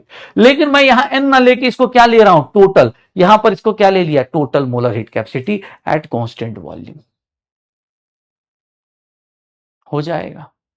तो मेयर्स इक्वेशन ऐसी आती है, delta H minus delta U P delta we ऐसे आता है। हो जाएगा, श्योर है भाई? करना तो पड़ेगा ही ना, कोई और ऑप्शन तो है नहीं। बोल रहा है कि बहुत ज्यादा हो रहा है, ज्यादा नहीं हो रहा बेटा, ये तो कम है। ज्यादा तो अब होगा, क्योंकि यहां से देखोगे जिंदगी एकदम पलट सी जाती है, जिंदगी एकदम पलट सी जाती है। कैसे पलट जाती है? हो गया भाई, CP minus CV is equals to R. अब देखना जिंदगी कैसे पलटती है।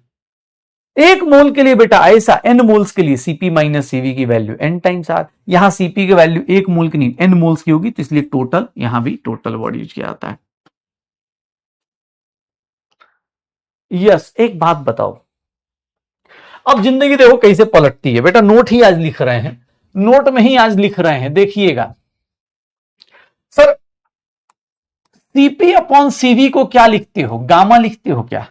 Cp अपॉन सीवी को क्या लिखते हो? गामा लिखते हो। और Cp माइनस सीवी को क्या लिखते हो? आर लिखते हो। देखना, Cp अपॉन सीवी को क्या लिखते हो? गामा। और Cp माइनस सीवी को क्या लिखते हो? आर लिखते हो।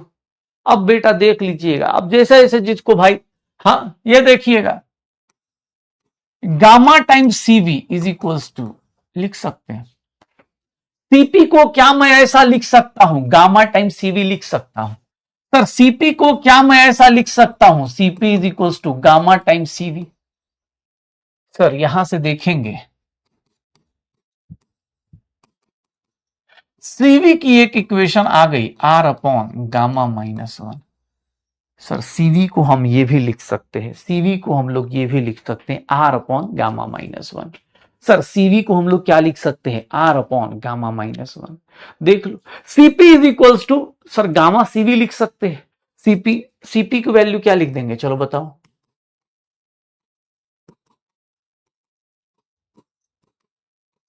ऐसे भी लिख सकते हैं। तो सीपी अपॉन सीबी, बेटा जो आप नोट लिख रहे हो उसी के लिए कर रहे, ये सारा केस उसी के लिए किया जा रहा है कि सीपी अपॉन सीबी, बेटा देख ले, गामा हो गया CP minus CB is equals to R हो गया, गामा सीवी माइनस सीवी, देख ले। तो सीवी की वैल्यू ये भी हो सकती है, ये भी हो सकती है, सीपी सीवी का वैल्यू देख लो।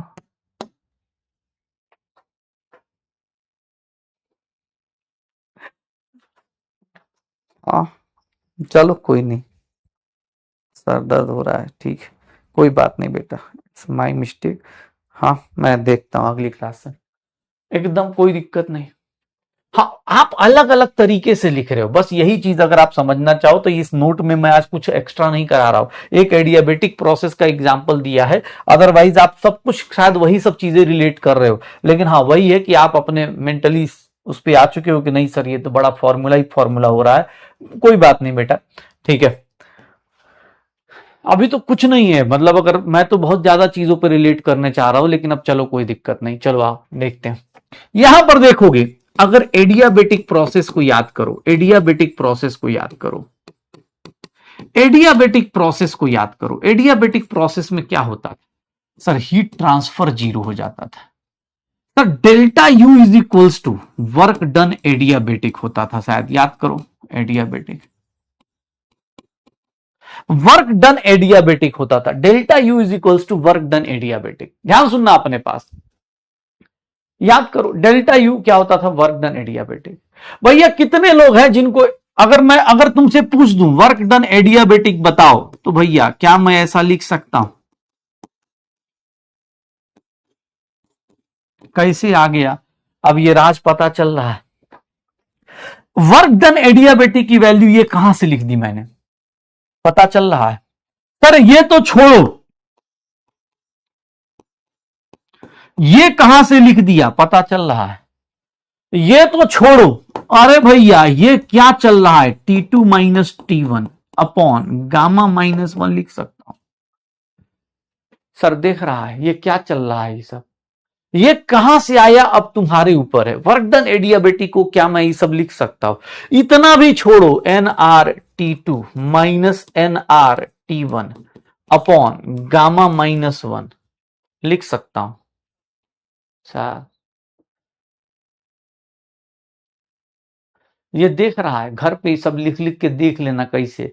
NR T2 और NR T1 को बेटा क्या हम लोग फिर से लिखना चाहें तो वर्क डन एडियाबेटिक, ये बात बताओ सर, एडियाबेटिक NR T1 को और NR T2 को P2V2 minus P1V1 upon gamma minus 1 लिख सकता हूं। एडियाबेटिक प्रोसेस में बेटा वर्क डन निकालने के ऐसे मैंने कितने फॉर्मूले आपके सामने रख दिए, क्वेश्चन में देख लो कौन सा लगेगा। सर ये सारे के सारे अब तुम्हें लगेगा सर एक फॉर्मूला, दो फॉर्मूला, तीन, चार, पांच, पांच फॉर्मूले बता दिए, बट अगर आप शायद चीजों को रिलेट करोगे तो सीवी का फॉर्मूला जस्ट यहां से उठा के रख दिया है सर, डेल्टा टी का मीनिंग रख दिया है, डेल्टा टी को एक्सपेंड कर दिया है, ये आइडियल गैस इक्वेशन से उठा के रख दिया है। अगर आप चीजों को रिलेट करोगे तो भाई साहब नॉर्मल है, और नहीं तो भैया सर दिमाग तो सर एकदम में फट जा रहा है, कैसे करेंगे।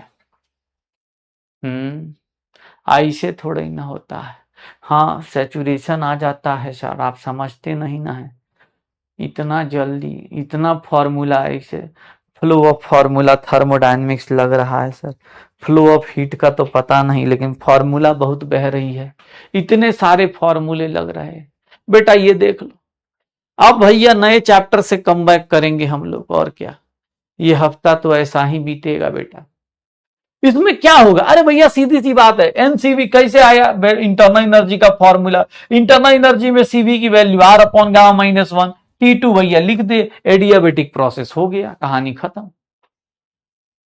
अब सारा सारा डर तो लगा, अरे भैया मत डरो भाई, तुमको जब तक तुम खुद से नहीं खेलोगे, अब ये सब चीजें, ये अब ये चीज मैं खुद से बोलता है ये तो करना ही करना है, तो हाँ हाँ सर कर लेंगे, अरे भैया तुम्हारे सामने है, तुम्हारे सामने सब कुछ डिराइव करके बताया जा रहा है, सब कुछ डिराइव करके बताया जा रहा है सामने सामने कि भैया ऐसा हो रहा है। ध्यान सुनना अपने पास,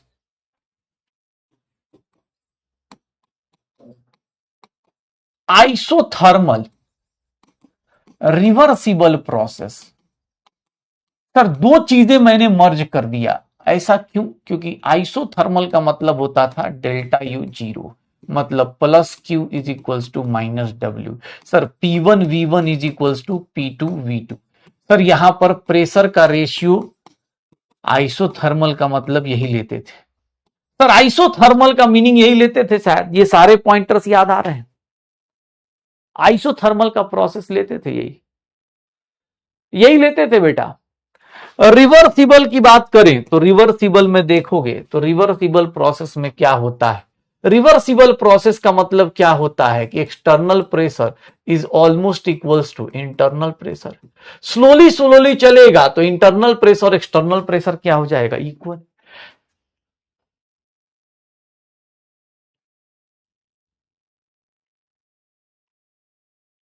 हाँ,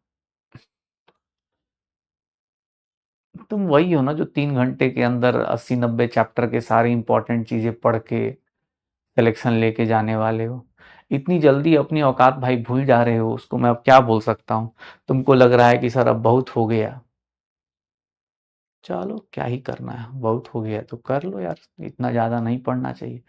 और अरे इतना छुट्टी क्या है, छुट्टी ये लो बेटा, इसमें क्या है, छुट्टी ये लो ऐसे छुट्टी, एंजॉय।